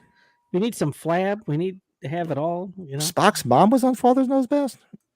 Spock's mom. Oh, you know what? Now I'm glad you did that, because I'm like, that's older Father's Knows Best. I was thinking of Family Affair. The butler in Family Affair. That's who it was. Oh. Mr. Frenchie. That was his name, Mr. Frenchie. Yeah, Pat, you might have to watch Anchorman again. Yeah, that's where Steve Carell kills the guy with the trident. He's like, yeah, I killed the guy with the trident. I have to go back and rewatch Anchorman. I saw that. I loved it. I've only really watched it a handful of times. I got to go back and get a little bit more versed on. It's been a minute. I don't know. You know, Will Ferrell, if there's something to watch that is not talked about as much, it's the basketball movie he did. The movie's so good. You know what I'm talking about, Joe? I'd run away with the robot now. Where he sings "Love Me Sexy." She's got the hand. What is that movie? All you need is the head and the hand. And you'd be happy with it. What is it? I can't stop my hands from where it's the other. It's where the tropical team, right? The Tropicals. Oh my God. Somebody in the chat room is getting semi-pro. Stefan, thank you. Semi-pro. There you go. Where the Freddy Krueger remake guy gets the shot at half court, and they give him the big giant check. That's right. Billy Goat Tavern. What are you going to do? We don't have $10,000. Just give him the check. Just give him the big check. Take it to the bank. Oh, that's funny. That is what everybody watched. So we got some good ideas. Some people watching some good shite out there. Us watching some good shite. Actually, hopefully this week will be a little bit better. Hopefully it's not as crazy as fucking last week.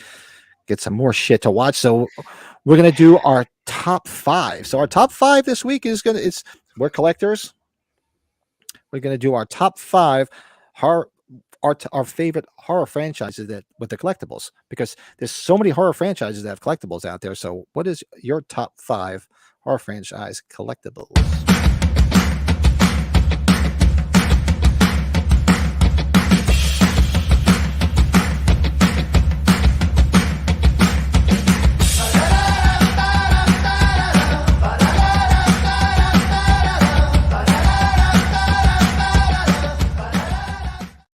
Nice.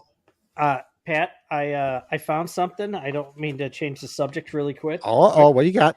I think you guys know. I think I've told you guys my father was a pressman for the Chicago Sun-Times. Mm-hmm. Yeah. I'm going through some of the papers he gave me, and look at what that is. Do you recognize the man there? Is that fucking from the movie? He killed his wife. Richard Kimball. Yeah, Yes. Richard Kimball from The Fugitive. So my dad was able to get a few of the presses, and I'm still going through them now. I've got like 6 of these rolls to go through. So I have like 3 of them for The Fugitive. I have the one from Child's Play 2, Joe. I got to find that one. That is cool, man. That is fucking cool. And Pat, I've got John Belushi's death one, but that's a real one though. Oh, that's cool as hell. Yeah. Yeah, it's listed on the thing. I didn't pull Not it to clearly out. die because it still breaks my heart to this day. But actually, I got to get back on it because my wife and I, we got so busy. We got to get back on whether we're going to stay at the Chateau Marmont because that's where I want to stay because that is going to be my one and only chance to ever get there to do that. My dad's like, you could sell those. I'm like, no, I'm not going to sell those. It's so cool that he was there when that press doesn't even last like a minute or two, so he's able to grab a few and brought them home. So, did you put the model together, Matt? I have the model. Did you ever get the extra? Did you send away for the tombstone? There was a tombstone you can send away for too with it.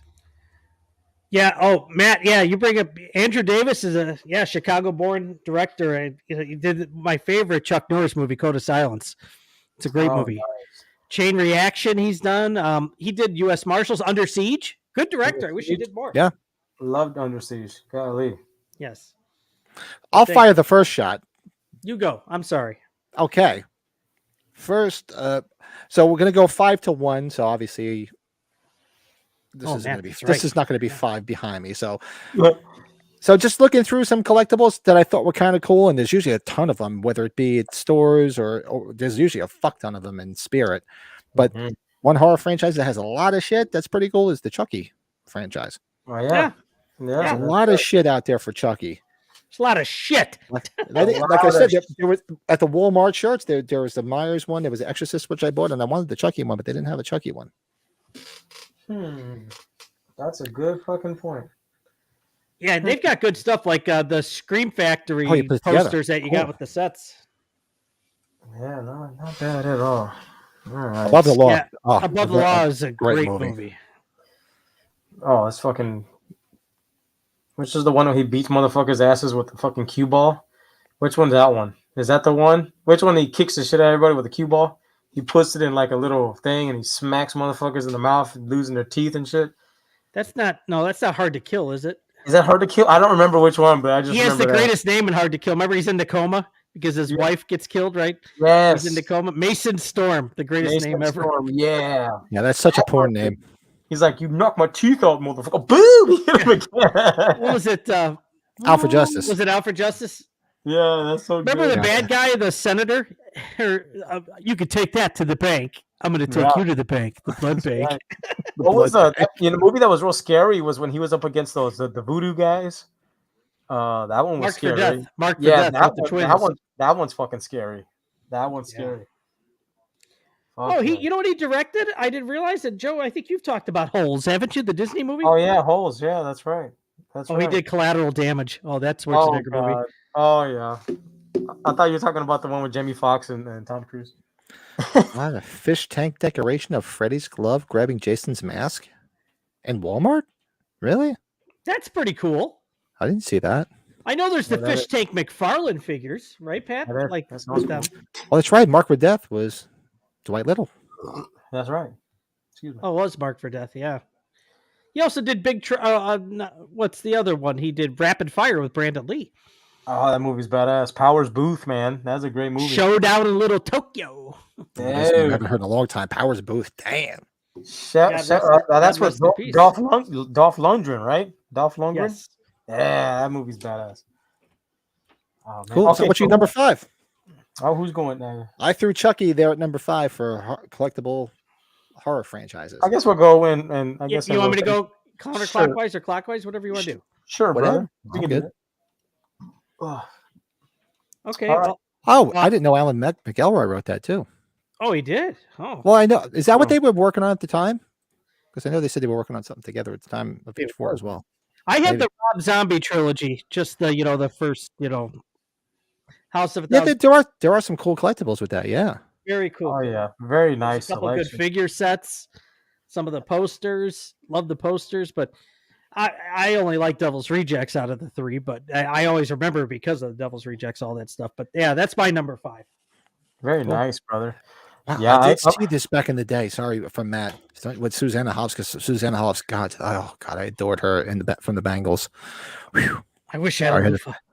God, I wish I had a loofah. I didn't know she could do that. That's awesome. Oh, she's so hot. She still is. Oh man! Now I guess to start it off, we got to start with a bang. Anytime I see anything with the Texas Chainsaw Massacre franchise, I'm talking, original I'm talking about remake. I'm talking anything with Leatherface on it. I'm a sucker for that kind of shit, man. So I love Leatherface. Love me some Leatherface. Love me sexy. That's right. That's right. Can't go wrong. My number 4 is whip it out, Pat. Whip it out. Excuse me while I whip this out. My number 4 is another franchise I love that is very divisive. People either love it or hate it or don't like it at all. But I love it. There's a lot of cool Scream stuff out there. Nice. There's a lot of cool. Scream is pretty big. You know, you go to Spirit. There's a ton of Spirit stuff. There's a ton of Scream stuff always in freaking FYE. Yeah. There's always Scream shirts and stuff in Walmart. So Scream is out there. And even before they did the last 2 movies, it was still pretty prevalent before those 2 came out. Yeah, I would say not bad. Yeah, you like some Ghostface stuff. Why not? Why not? Like Ninja Turtle. Yeah. Very nice, very nice. It's nice. Paint, don't tickle. Paint. What's that from? No, what is that from? Didn't we just talk about it the other day? I thought, or maybe it was Mike I was telling you about. There was the Money Pit. Oh yeah, we were talking about. We're talking about that. Remember, he's painting up and down. Paint, don't tickle. Don't tickle. I fucking hated that guy. Oh my god. He was great in Die Hard, though. He was good in Die Hard. Yes. Friday the 13th is the next one for me. There always seems to be. Friday the 13th has some real bad stuff, but then they have some real good stuff too. So. Oh yeah, absolutely. But it seems stuff's been getting better with Friday the 13th recently. Yeah. Donatello is my favorite turtle, by the way. That's why. All right, Stefan, you got to send us some you pictures like the of that. purple guy. Yes. I want to see you dressed up as Ghostface when you were little. I want to see some pictures. I want to see a little Stefan dressed up as a Ghostface. Yeah, I think to see that too. I have both runs of the. I still love. Hey, Stefan, have you seen the movie Clifford with Martin Short, where he goes I love Clifford. Because Stefan's the dinosaur.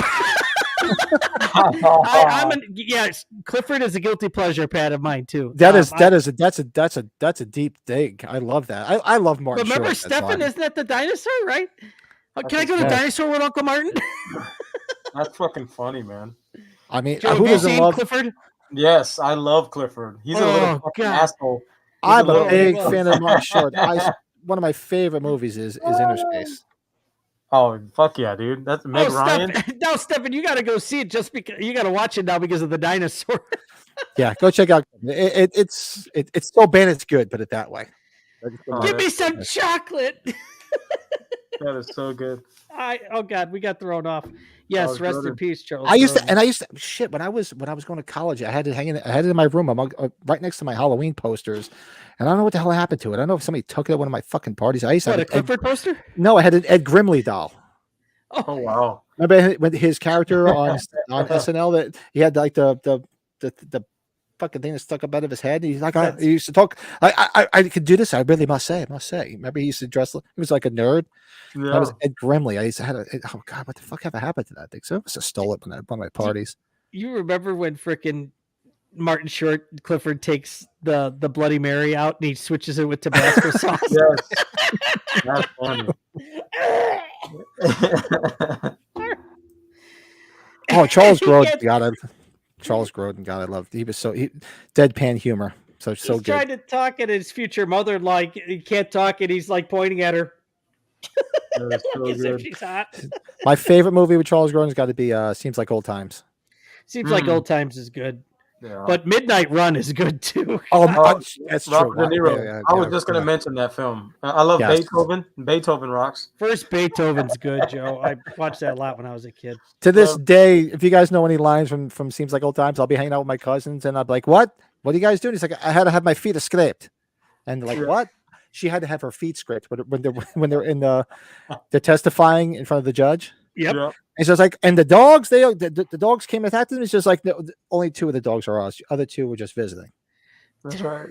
That's so good. That's it on their own recognizance. Did you guys ever see Taking Care of Business? And you'd probably know why I would ask you about that. Love Taking Care of Business. James Belushi breaks out of jail to see the Cubs win the World Series. Yeah. Charles Grodin steals his identity. Spencer Barnes. So good, man. Pat, have you seen that? Yes. Okay, I was like making sure. I was like, oh man. Yeah, Midnight Run seems like old times. Yeah, he was so funny. He passed away too young, too young. I know he was up there in age, but still too young. Oh, look at Matt throwing the deep reference out. That was the maid. Aurora's chicken pepperoni. Pepperoni, that's right. I had my feet scraped. That's every time. My wife's like, "Where you going?" I'm like, "I had my feet scraped." She's like, "Why? Why can't you just talk normal for once? Why?" That's too good. Too good. I got to look up Charles Grodin. I forgot. Oh, so I think the last person to go. Great movie. The last person to go, I think, was Brady, and you said Friday the 13th franchise. Oh, you did. All right. So number 4 for me, and again, this list is always ever changing, but I've been really on a They Live kick. So for whatever reason, the Ghouls, the His and Hers, anything with Roddy Piper, Frank, you fucking name it, man. The They Live shit is banging. I love anything They Live. Yeah. Fuck, man. Anything I see in person They Live, I gotta get it. It's hard to say no. It is hard. That's what she said. That's what she said. Damn. Oh, Charles Grodin was in the remake to King Kong. Didn't catch that. Yeah, he was in the 76 King Kong. He was 86 when he died 2 years ago. 86. I would never take him to be 86 years old. He was like the portrait of Dorian Gray. He was like freaking Dick Clark. They didn't age. Yeah. And then when they went, I mean, not that it was fortunate that Charles Grodin died, but he died. But like when Dick Clark, I mean, I grew up. I mean, I'm a little bit older than you guys. I grew up in New Year's Eve every year was with Dick Clark. You had to spend every Year's Eve. For a long time, Dick Clark did that, though. Yeah. That was our thing. My parents for years hosted New Year's Eve when I was a kid. And then my aunt and uncle took it over. So I spent all those New Year's Eve there. The 1 year, 96, where Kiss was performing live at East Rutherford Stadium, Continental Airlines Arena. And Dick Clark, if you guys don't know, now I'm getting off of my Kiss tangent, was a big champion of them. The first time they were over on TV, Dick Clark put them on TV on his in-concert show back in 74. So he was a big champion of them, knew them well, and they all were real tight. But Charles Grodin going, that's the way to go. But when Dick Clark had that stroke and he would come back and he couldn't talk right, that used to break my fucking heart. Yeah, that's where you got to kind of draw the line, right? It just broke my heart to see him like that because that was like my youth. Every year, there was such a big thing in my family. New Year's Eve, getting together, watching the ball. That was a national thing, Pat. That whole thing with New York. That was Well, yeah, it was on. Yeah, actually, a friend of mine was I was supposed to go to the show that night, but I didn't go. My friend went that night. Oh, there goes my daughter. You want to say hello? Yeah, you want to say hi? Yeah, there's people watching. You want to she got in the shower. Her hair's all wet, so. Oh yeah, see, Matt brought up a point. Yeah, J.J. Abrams. Yeah, he wrote that Taking Care of Business, which is kind of like it's like wow. Very nice. Fact from the past there. Taking care of business. We got such a Bachman Turner Overdrive. Sorry. Yeah, we did. I'll get my daughter on one of these nights. I've had my son on. My son's working tonight. He loves his new job. He's working at Bethel Woods. He would be working for Pat, bringing the beers to him tonight, but he's not. Usually, he's working. Yeah, he probably will. Tell my son I said hello. So last night he was working at the theater. Last night was Allison Krauss and Robert Plant. So tonight he's working, and it's Shania Twain. How's it going? He loves it. Far? He does? Yeah. I bet you he's getting all kinds of girls' numbers. Shit. This generation's kids just flies over their head. Believe me, not like us. You're a fucking chick magnet, man. Chick magnet. He's like his old man. Gee, Roddy, I had no idea. They're really brothers. Pat, did you know that? I had no. Yes, idea. I did. Yeah, I do that. Yeah, you didn't know. You didn't know that Dave Osborne. Dave and Albert Brooks were brothers. Yeah. Yes, indeed. Who's next? Are you there, Pat? Who next? I've done my 5 and 4. What did Pat do? My number 3. I didn't do my 3. So my number 3 is stupid. You got to go back to Freddy and go Nightmare on Elm Street. Ditto to 3. I'll put it there. That's my 3 too. Great collectibles. And as everybody knows, I only collect Halloween stuff, but I do always look at everything else. And believe me, if I had the means to get it all, I'd have that. I'd be divorced, but I'd have a lot more. I do remember, Joe, I don't think you bought it. I think you were at a show with Michael when at Comic-Con, the Robert Englund, the Fred Krueger without the burns. Oh yeah, we were at I remember that show. He bought it. You didn't get it, right? He bought it. I was really digging it, but he bought it. Yes, and that one I have not seen since. That's the first time I've seen that in person. Yeah, that might be a birthday present for Joe one day. I'm guessing. I'm telling you that already. Shit. That thing is fucking awesome. No. If you buy me a birthday gift, give me that Frank figure from They Live. I would love you for all eternity. Wait a minute. No, yeah, the figure signed by Robert Englund, so I couldn't do that. Yeah. No, the Frank figure from They Live. That's like I want to buy it, but I don't want to because then that would mean I can't look for it anymore. You know what? I should have. No, Jeremy Todd and I talked about it after you saw him in Austin. I think he might know somebody has another one that'll get it for retail instead of an upcharge. So we should probably talk about that. So wait. Say that again. We'll talk after the show. Yeah, we'll talk after. Yeah. Are you guys gonna be around after the show? Because it's getting interesting upstairs. I was just talking to my daughter. Apparently, they're upstairs having drinks and watching Paddington Bear. Okay. Oh, so after the show, I'm just gonna check on the children. Why? I have no idea. After the show, we're gonna check on children, but I'm in for a cigar tonight, Pat. Everybody's off tomorrow, and they're all hanging out. I'm hanging with my dudes tonight. I haven't hung out with y'all in a while. That's right. I'm with my guys tonight. And I'm supposed to go in to do something tomorrow, but I really might blow it off. It wouldn't be earth-shattering if I did. Yeah. So yeah, maybe we'll do a live watch along where I fall asleep or Joe falls asleep and Pat just keeps on talking. Those are always fun watch alongs. All right. So if we're gonna go to that, has anybody seen Brett fall asleep yet? Oh shit! Where is it? Hold on. I know it's still up here. I opened my mouth. Shit. So at the end of Brett's intro here, this is Brett sleeping on. One night we were all hanging out having a couple drinks, and this is Brett sleeping.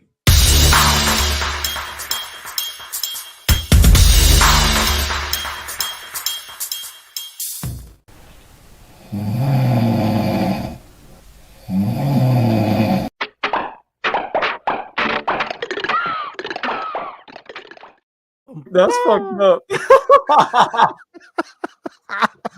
Oh, that's But dude, you guys brought it up, right? Like all of a sudden I was like normal, right? I woke up like, hey. Like nothing happened. It's like you started to like lose. It's like the battery was dying. You're like, okay, I was watching Escape from New York, and it was Kurt Russell. And then you were out. It was like, and then you just picked right back up where you were going. You made it with the cow. That time when you made it with the cow. I want to party with you. I want to party with you. You know what? We've known each other for a year plus. Both we've had some funny times after hours. Oh, damn sure. Anyways, did you guys say your number 3? I did number 3. I went with Elm Street with you. Elm Street. Oh, that's right. Yep, you mirrored me. But let's say you, Big Joe. All right. So number 3 it's part of a big franchise, the Universal Monsters franchise. But specifically the creature from the Black Lagoon. I've been Joe. kind of like on a tangent recently for that shit, and he's fun. He's things that you don't see everywhere, and it's kind of niche, but he's there. And the items that are out there, man, like Sideshow has a fucking sweet figure that I want. A lot of older stuff is out there, and if you find it, it's really cool to find, man. So the creature from the Black Lagoon is fucking sweet as fuck. I was surprised we still haven't seen a remake to that, but I'm kind of happy because that original image of it is still frightening. Yeah, you can spend a lot of money looking. I don't want to see one vintage stuff from the creature, but man, the creature walks among us. I think it's the third one. That one's fucking cool. And what legendary actor had a very small role in one of them? I think we all know, right? Oh, what do you? Oh, I don't know. Who? Clint Eastwood. Look it up. Clint Eastwood. Oh, really? Oh, I don't remember that. I didn't know that. And I thought of one other thing I did watch. I don't know which one. I think it was the first one. I'll look it up. I forgot to write this down, but I was watching Godzilla versus Gamera the other day. Oh, nice. That popped up on Pluto TV. And I was like, oh, I gotta watch this. My wife's like, seriously, you gonna watch Godzilla? I'm like, yeah, get out. That is too good. So yeah, that's my number 3. My number 2 was already mentioned, but to me, it's Revenge of the Creature, by the way. Sorry. Right underneath Halloween. This is probably the biggest horror franchise, especially when it comes to collectibles. I'd have to go with Friday the 13th, which was mentioned already once. Mm-hmm. Big time. There's more Friday the 13th stuff than there is Halloween. Probably because there's so many different versions of Jason. It's unreal. It's like I love Monster Squad.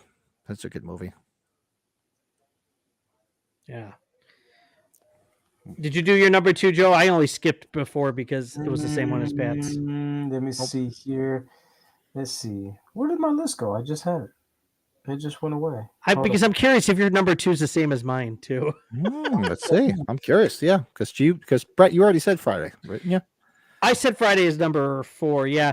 I just because Joe's more of a NECA figure guy, like we've talked about some. So okay, so the top 2 are going to be kind of like no brainers, but for me, number 2 was A Nightmare on Elm Street. Okay. That was my 3. Yeah. Yeah, it has to be because of the fact that Freddy is iconic. They give you so much from all the different films. I mean, there's memorabilia from fucking all the films. You got Freddy versus Jason. You got the original 1, 2, 3, 4. All the films.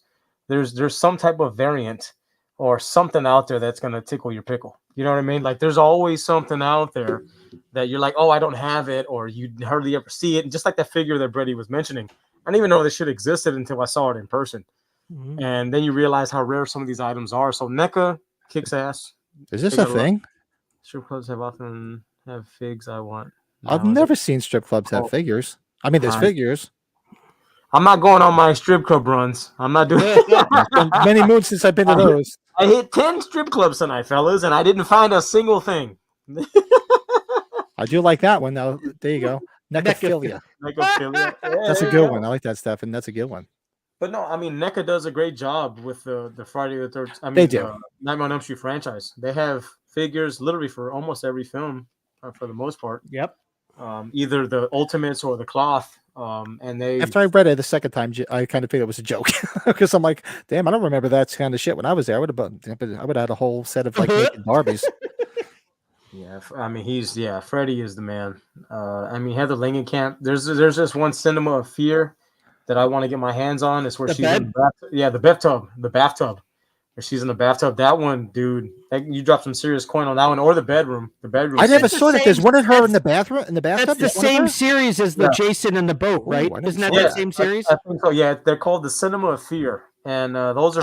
Mesco? I think it's Mesco, right? It's Mesco. Yeah, and I think it's very hard to find, especially if they're not yellowed. If they're, you can find some yellowed ones, but I want like a pristine one. And Mesco have that problem too with the yellowing? Mm-hmm. Some of the bigger packaging ones, yeah, they do. Yeah, and then there's the McFarlane. They were notorious for it. Oh, bad. And then there's a Freddy versus Jason pack that's similar to The Night He Came Home, the Michael Myers, the grail that we had. I had it. Yeah, that one is the flames. Yes, that one is a bitch to find too. It's the same size box. Yeah, it's the same size box. And I probably sold it for just a little bit more than what I got it too. It's probably worth a lot more now.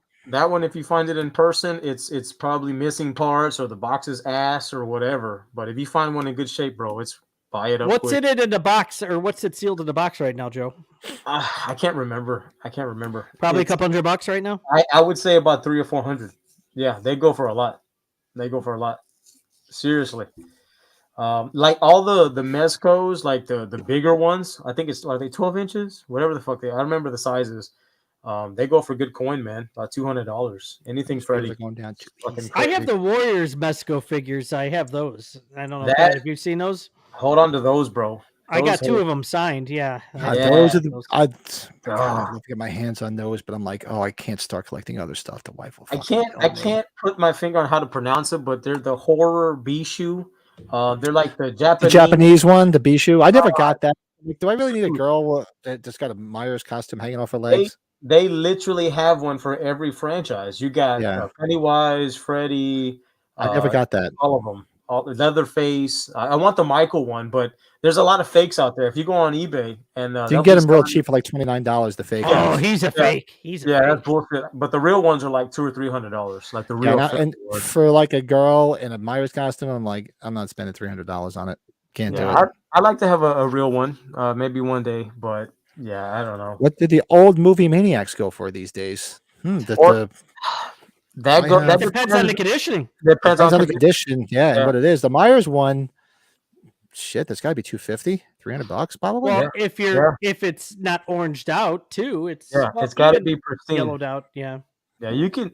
A lot of people sell them out of package. Which one? You're talking the one in the McFarlane ones in the yellow packaging? Or Yeah. the big ones. Yeah. Or I'm thinking the big one. The big one's like $250, $300. Yeah. Do you guys have the Snake Plissken McFarlane Movie Maniac? There's like two. There's one with the jacket and one without. So I don't have that one. That one goes for a lot of money. Even the NECA cloth figure, that one goes for a couple $100 too. I want that one. The Escape from New York. Fucking, oh my God. That is just a grail. I saw it one time and they wanted like $350 for it. And I was like, y'all smoking crack. I was like, I'm not buying that shit. You know how I got into collectibles? My dad was a collector. My dad collected coins, collected old bills. He collected like old like vintage tools.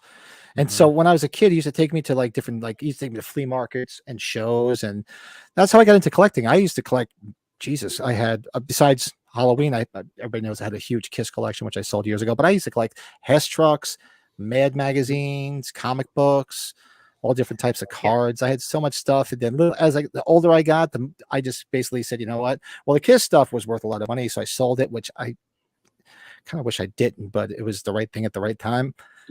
This is the stuff that's going to, this is what I need for now. And this is what I'm going to stay with. And you got to remember, Brett knows this too. And because he's been a collector a long time, there was not a lot of Halloween stuff up until about the last 8 years.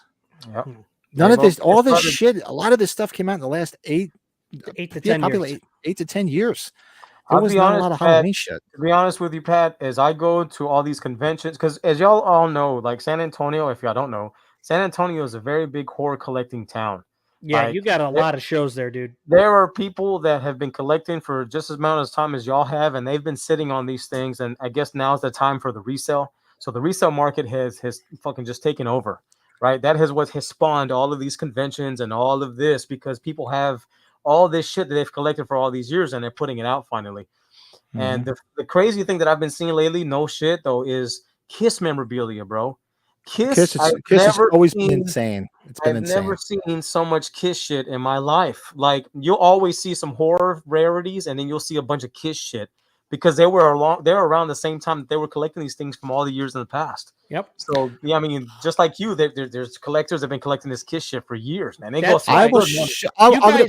gonna get all the photos of my Kiss collection from years ago of all the stuff I had. I sold it all off.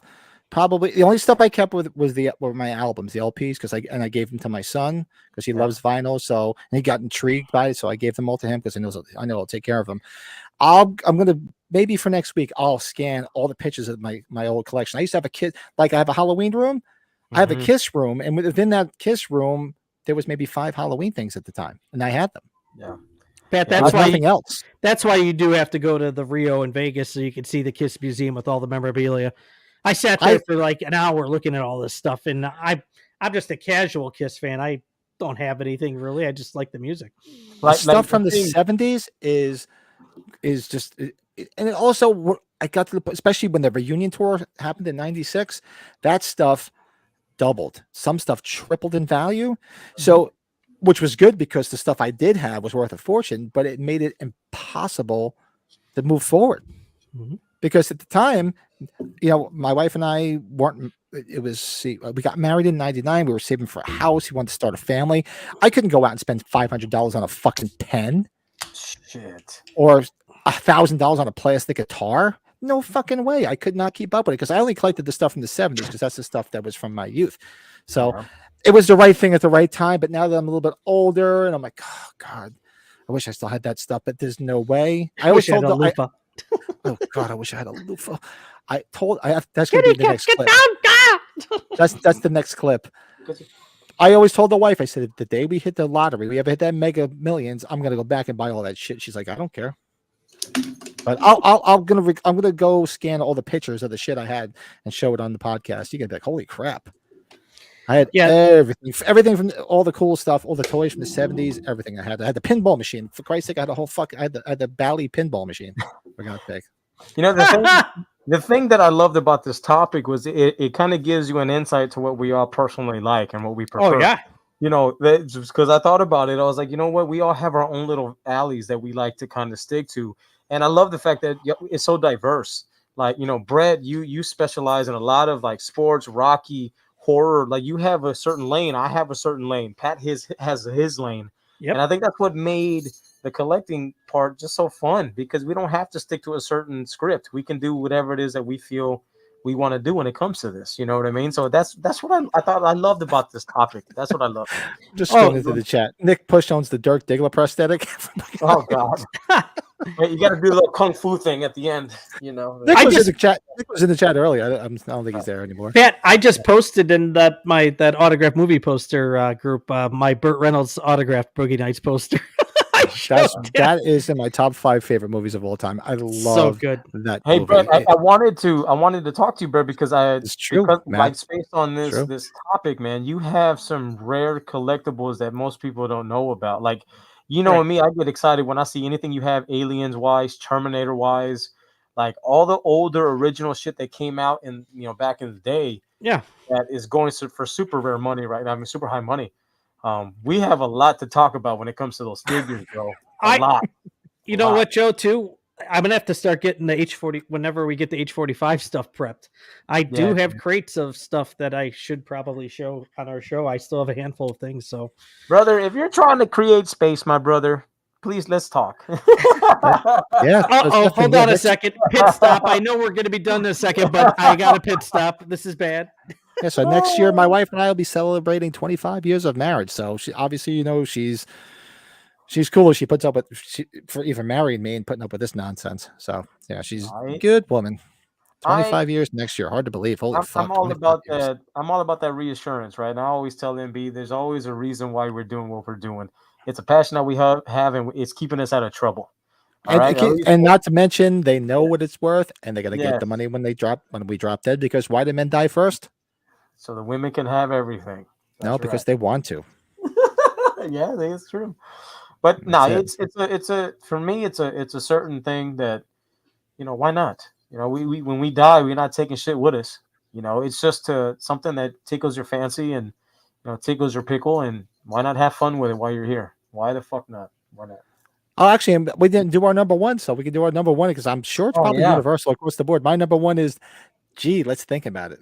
Oh, let's go ahead and think about it. Let's think about it. The most hoard out individual in the history of cinema. Exactly. Short of I guess Star Wars shit. For the last 5 years is the collectible horror whore. Yeah, the most singular entity or person that is collectible is the Michael Myers shit. We all know that. We all know that. I can't think of, you think of the Freddys, you think of the Jasons, you think of the Chuckies, all of the singular item or people or characters or whatever. Michael Myers takes the cake, man. He does. He's the icon. Did you guys already do your number 2? I'm sorry. You guys probably I did my Nightmare on whatever I said. Elm Street, I said F-13. Yeah. Did you say something different, Brad? I did not put down. I had aliens down just because I think there's so many good alien things. Sorry, brother. Yeah. Because we all know Halloween's number 1 for all of us. I'm sure. That's why when you walked away, like, what kind of know what number one's going to be? Yeah. Gee, I wonder. No, aliens. Joe brought it up. Like, there's some, especially some of these Comic-Con exclusives and all the characters from the second movie, even the first movie. Like, Pat, I got the Tom Skerritt figure signed when we went to Monster Mania last year. That was a big thing, and I got a Bishop figure from Lance Hendrickson, and I wasn't looking at his neck. I was just talking about Cheech and Chong today at band practice. I don't know why it came up. We were just talking about Cheech and Chong, and I'm like, I wasn't looking at his neck. Oh, you know what? Now it's on my screen. Here's a non-horror honorable mention. Back to the Future is into this conversation too. Oh yeah, non-horror. Here. There's shit everywhere for it, rightfully so, because it's everybody who doesn't like Back to the Future. If there's somebody that doesn't like Back to the Future, there's a problem, right? Come on. Get the fuck out. I tell you, get the fuck out. Like, y'all both know that I love NECA, right? But NECA right now, and I didn't put this category of collecting on my list because there's just too much of it, is the Teenage Mutant Ninja Turtles. Like, there is so much shit for Turtles, man. Like, it's you got the cartoon versions, you got the original Eastman and Laird, you got the new movie coming out, Mutant Mayhem, whatever the fuck. I look forward to it. It's gonna be fun, dude. Yeah, there's just so much shit. There's too much that you can't keep up. You can't keep up with it. People have drug problems. We have collecting problems. Ronnie, I play in 2 bands. I play in a rock band and I play in an acoustic band. Just for some reason, class when Ronnie asked that, I thought of American Pie, but that's band camp. Yeah, this one time at band camp, I did stick a flute up my pussy. That's right. Nah, that's a good one, Matt. There, Mad Max is good. Mad Max. Man. Yeah, Matt, dude. I want you saying that. See, I didn't like the original movies. I like them, but when Fury Road came out, it's a top 10 movie for me. So I hope you like Fury Road because Fury Road is just so good. Absolutely. Mad Max was big when I was a kid, man. I remember us all first watching that on I think it was on Skinemax when we first saw it, and we were like, "Wow, that's amazing." I think Pat, you and I were talking when Tina Turner died. Like I went with my in-laws to see Tina Turner a few years ago when she last toured, and she came out with that Beyond Thunderdome gimmick, the whole thing. It was people went nuts. And I lost my mind. I'm like, oh my god, love that movie. Love that movie. That was such a great movie. That movie is fucking awesome. And speaking of Back to the Future, that's what made it bomb a bit. Back to the Future was killing everything that summer at the box office. Yeah, it was. Because it represented like something that we all didn't think would be possible. It was such a good story. It was such great effects. Like, fuck Marty McFly, man. I was like, I love Marty McFly. He's a little bastard he's cool as fuck, man. I wanted to be Marty McFly, especially part 2. I loved part 2 more than anything, man. Golly. I wanted the Nikes just like he did. I wanted a hoverboard. Like, come on, man. Who didn't want to be Marty McFly? So cool. That is our top 5 horror franchises. We're going to close it out. Real quick, while you guys chat, I'm going to run out here. I'm going to go get, I guess it's bothering me because I want to show you guys. I have pictures in my desk in my garage. Hold on.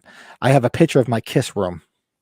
I just remembered. I thought it was in here. Well, I thought you were getting kinky for a second. That actually should be on your honorable mention list, even though you don't have it anymore. Should be an honorable mention, because Kiss is just like, oh my god. I'll be right back. Hold on. Absolutely. Yeah, they're on Sci-Fi right now. Back to the Future 2 is just starting right now. Oh, dude, that's the best. Biff Tannen, that character, you didn't hate anybody more than that. And of course, I can always connect Halloween here. Dean Cundy with these movies. Yeah, exactly. Mr. Sandman, they play. Yeah, man. I fucking hated Griff. I had to take a piss break. I'm thinking he had to take a piss. Yeah, he had to go take a shit. If he's not back in 5 minutes, then we know. That is too good.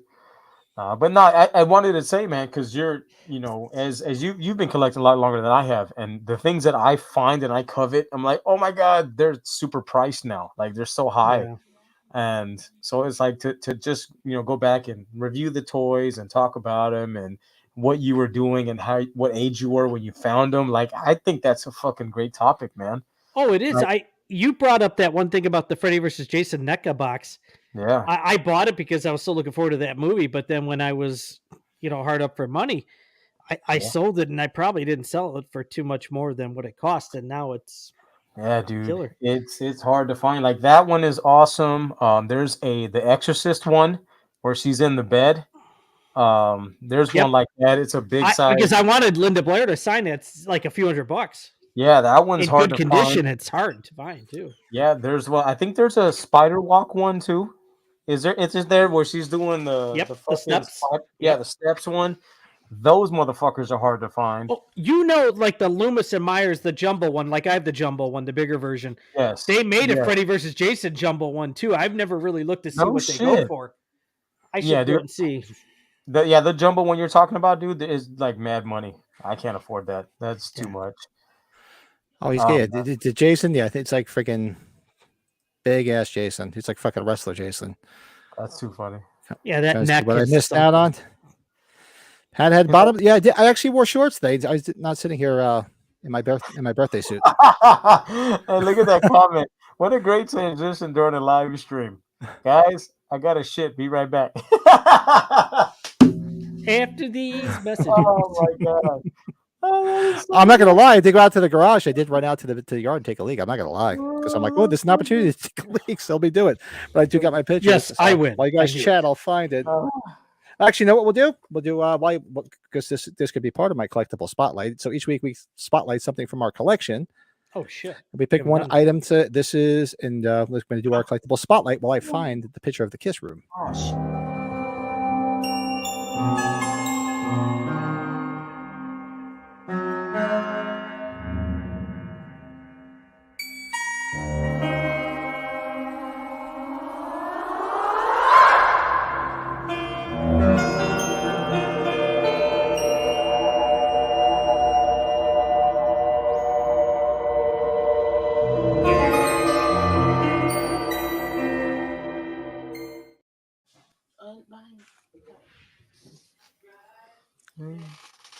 So where did Brett go? Brett's bathroom's closer than my outdoor bathroom.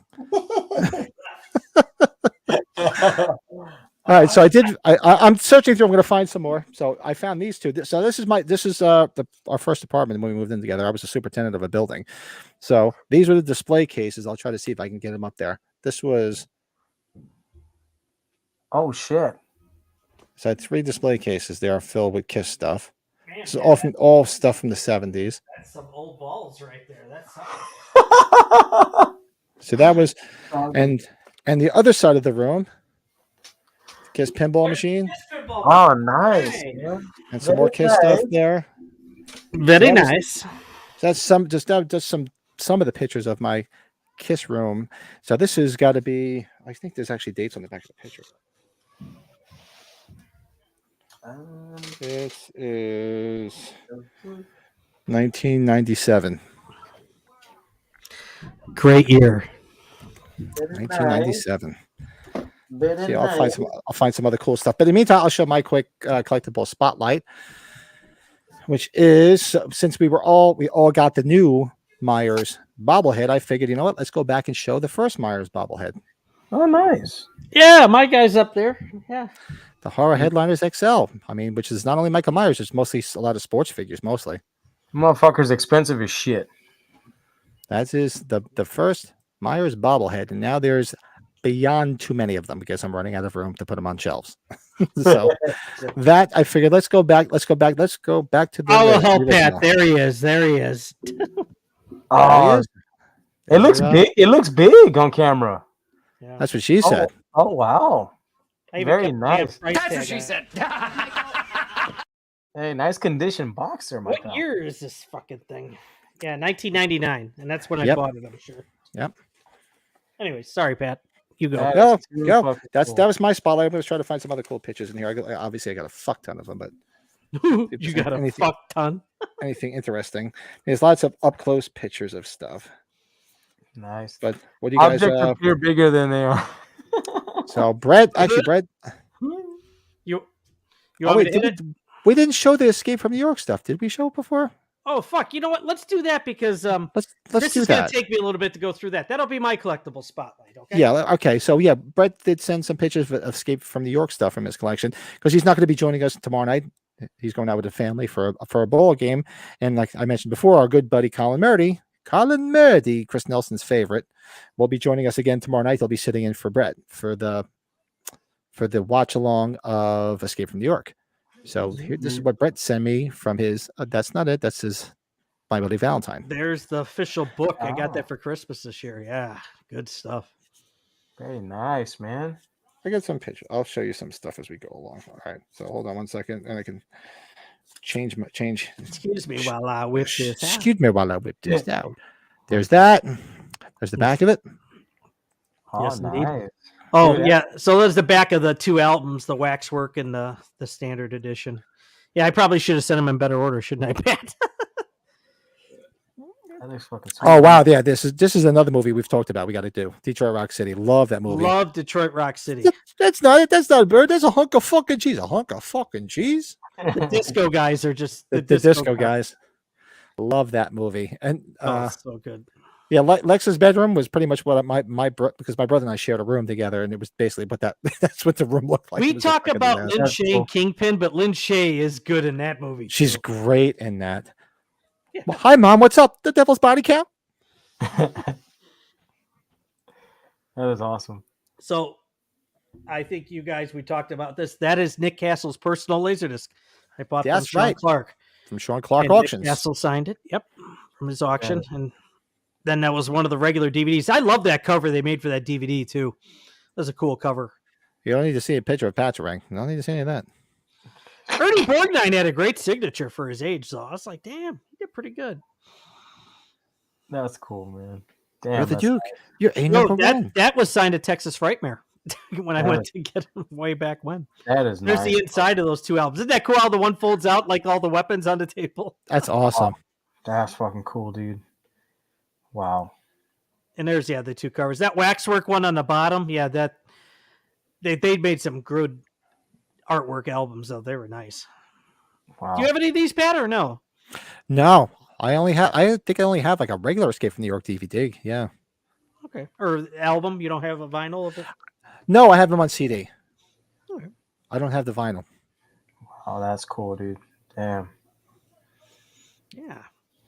And then that's hard to see, but they came out with those single vinyl. Yeah, they did the Halloween one. Yep. Yeah. But that's my pride and joy right there. You guys have seen that. I've shown that. That is beautiful. Dick Warlock signing it H2. H2. Where did he sign it? Was that when we were together? That was at Horror Cincy last year, spring break 2022. So that's when I met Jeremy Moorhead out there. That was like the first time I met him in person. So we hung out and got some of the signatures together. So very cool. Matt, I saw him on tour the 2 times he was here. I hope he comes back. I don't think I know Pat said he didn't. No, I just couldn't. I remember there was something up and I couldn't get away. I was pissed. That's why I'd love to see him do it again. So here's a couple up close shots of those cabinets. So there's the Kiss. Let me see right there. I'll get it. Kiss lunchbox and thermos and Viewmasters from back in the day. Nice. Then there's let's see what other stuff's here. Bunch of books, some 8 tracks. Those back there, those are Kiss Army Kiss Army kits. They were basically the fan club from the 70s. I almost don't want you to go to Vegas because you'll see all that shit and you'll be like, I'll be jumping off the top of one of the buildings. That right there is a Kiss record player from Tiger Electronics. Get the fuck out of here. That's a phonograph player. Yep. And those 2 albums, the one album right there to the right is a Japanese only release of the originals too, which is it comes with these masks. Really? And stuff. It's a bitch to find. This right here, that is the Kiss remote control van. And a Kiss AM radio to the right of it, and the Kiss book in the back. That's the Kiss Marvel comic, which has their blood in it. Did they make like a Kiss vacuum cleaner? Just close. Stamp their name on anything. Kiss Originals 8-track. It's not open. There's a puzzle there. Kiss needs their own Oreo cookie. Oh, this is a good one. So if you look at that to the left of my finger, that's a Kiss bedspread from the 70s. There's a pillow, Kiss Your Face makeup kit where you can paint your face up. There's a Kiss blanket at the bottom. Did you have the Barbies, Pat? I forgot. You did, right? I didn't show the figures. They were here somewhere. Oh, maybe I missed them. I'm sorry. I'm just getting a kick out of all There's this. so many more. Here, there's Kiss backpack and Kiss jacket. That's a box of the Kiss Donruss bubblegum cards. This is good. You guys remember these. Rub and play sets and color forms. Jesus. And Kiss, those are the first series of the Kiss bubblegum cards. Pat, did you buy your house selling this shit? Wow. Kind of did. I told you the figure when everything was sold, right? There's the figures in the boxes still. I love that Destroyer album, the cover. I just love that cover. I always have. There's good that. stuff. Let's see what else is there.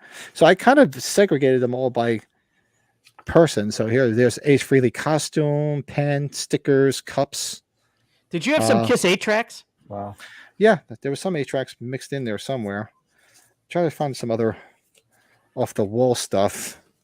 Oh, these are cool. Here's some Kiss tour books. These are Kiss tour books from the 70s. Wow. The one on the smallest one is the very first one from 75. Shout it. This was you talk about grails. This was my grail. I ain't got a lot of money for this. Look at this. Kiss toy guitar still in the box. Damn, dude. This right here. What year were these taken? 1997? No, some of them were. This I sold it all off. I probably in 97, 98, right before I got married. This right here, you'd probably pay about $3,000 for right now, in that box. Easy. These are Kiss Magic Marker set where you color the poster. That's worth a fortune. You can't find them not used. Fuck. Trying to find some other cool shit here. Oh, who can't live without a Kiss sleeping bag? Still in the package with the thing in it. That's crazy. Yeah, I had a lot. I'm telling you, this collection I had. These were all these were like Slurpee cups. All Kiss. Pat, this almost makes me want to cry for you, even though I know you Yeah. have your Halloween stuff. I tell you, I'll talk to you guys later, but I might actually take my 45 and put it in my mouth after the show. These are collectible pens. Each one of these pens now sealed are probably worth about $350 each. Wow. The bedspread set still in the package. I had backpack. Oh, these were rare. These you could get some of the order forms from the Kiss albums back in the 70s. Necklaces that were fashioned after their signatures. Negligees? No. Yeah. So I can go on and on. I'll get more. I don't want to go too deep, but yeah, I had a lot of stuff. Damn, that's crazy. Oh, here, Kiss Unmasked cube. It was a display cube that you see at record stores. Saw that at the museum. I remember seeing it at the museum. Yeah, I had all that stuff, and I'll scan the pictures and show it one night. But then you might not see me again. I might kill myself. See, you were going to originally go to Vegas before H45, and I don't think I sent you those pictures from the museum. I should probably just send them to you now so you can see some of the shit. Yeah, we might do Vegas on a separate trip. So, let's see who's left in the chat after that. November. Mm-hmm. Yes, they were. Yeah, it's November, right? Yeah. Gene Simmons they were selling Kiss coffins, and who is famously buried at a Kiss coffin? Wow. Anybody know? I don't No know. fucking idea. Oh, Dimebag. Yeah, Dimebag. That's right. Dimebag Darrell. He was a huge diehard Kiss fan, and they donated a coffin when he was killed, and he's buried in a Kiss coffin. I met him 1995. Signed my Vulgar Display of Power CD. Thank you very much. Sorry. Very, very cool. So that is so Joe, did you have a collectible spotlight? I did. I just grabbed a couple things that were right here. I thought these were fun. We all love our little reaction figures. The little reaction figures. You know, I don't have like major collection of them, but when I do run into some that I like to buy them. So these two are super cool. I wanted to show the Pennywise reaction figure. Check them out. There you go. Oh, I never saw the Pennywise reaction figure. Super cool. The artwork is super cool. Look at that. That one looks like it's pretty limited to me for some strange reason. I've never seen it before. Yeah, this one's super fun, man. Look at that. So you got of course, this is from the 1990 version. That's the original one. I like that. Yeah, you got the balloon. And then not only that, this one was cool. So this was the second release of it. It's the Monster Pennywise. So you see how he's got the monster green hands? Yeah. And he's got the morphing high and then the scratch. So here's the difference in the two. And that's what I love about the reaction figures is there's little subtle changes and differences in the variants that they put out. I think that is super cool. So yeah, not too bad. Looks like you get a lot of place for Tim Curry to sign on one of those bad boys. Oh yeah, man. These are great because we all love our figures from the new from the Halloween ones from Bright Rags. Yeah. Bright Rags, yeah, like same thing. Like they're super fun. The artwork kicks ass, and they run typically when you find them in person about $20 a pop. So, I mean, what do we spend on an Ultimate figure? What, $30? So you're getting this for about 20. So not bad. They release them in waves. These are fun. I think they're super fun for. They're cool. There's so many now too. It's there's like so many. They're just a throwback. I mean, they're kind of remind you of the Kenner figures. Y'all remember G.I. Joes and all that shit. Star Wars, man. Fuck me. There's so many makes and models and licenses and they don't break the bank. So they're super fun. Super duper cool. So that is everything. We went through it tonight. We got it all done. We stuffed it all in, and not to talk dirty, but we did. Yeah. So do a couple of quick shameless plugs for stuff going on in the channel, and then we'll check the chat. We'll get the hell out of Dodge. Like I said, I'm really curious to see them upstairs drinking, watching Paddington, because that sounds very, very weird. So tomorrow, you'll see what we did last week. Our top 5 best lines in the Halloween trilogy to follow our top 5 worst lines in the Halloween trilogy. So there was very few best lines, but we managed to find 5 each. Stupid, stupid. So that'll be for tomorrow, and then join us live tomorrow night. We usually do our watch alongs on Tuesday, but Tuesday is the 4th of July, so we're doing it tomorrow night. Brady, well, he's going to have a great time with his family, going to a ball game. I'll be in the chat room, though, because I hate missing this. I'll be chiming in on the chat, and we will have our good buddy, guest who was with us, I think, twice the past 2 weeks. Our good buddy Colin Moody is going to sit in with us and help us out for the night and fill in for Brady. What else? I just did this on Friday, which was a lot of fun. That 70s movie review of Carrie, which is up on the channel. Cool. And coming this Friday, one of my other favorite movies from the 70s, The Rocky Horror Picture Show. Looking forward to doing that. Sweet transvestite. Very nice. No. Good movie. And then we're going to try to fit this in this week. Let's see. We might fit it in for Thursday because I think I have to work late Wednesday. So maybe we'll finally finish the Halloween 3 book on Thursday if you guys are available. Cool. Maybe I'll chime in because that's one of my second to last softball game. I'm so sorry. Oh, okay. No, that's fine. So I might have to work Thursday too. We might have to push it off another week, but we'll see. I'm hoping to get it in. Not to talk dirty. I'm hoping to get it in by Thursday.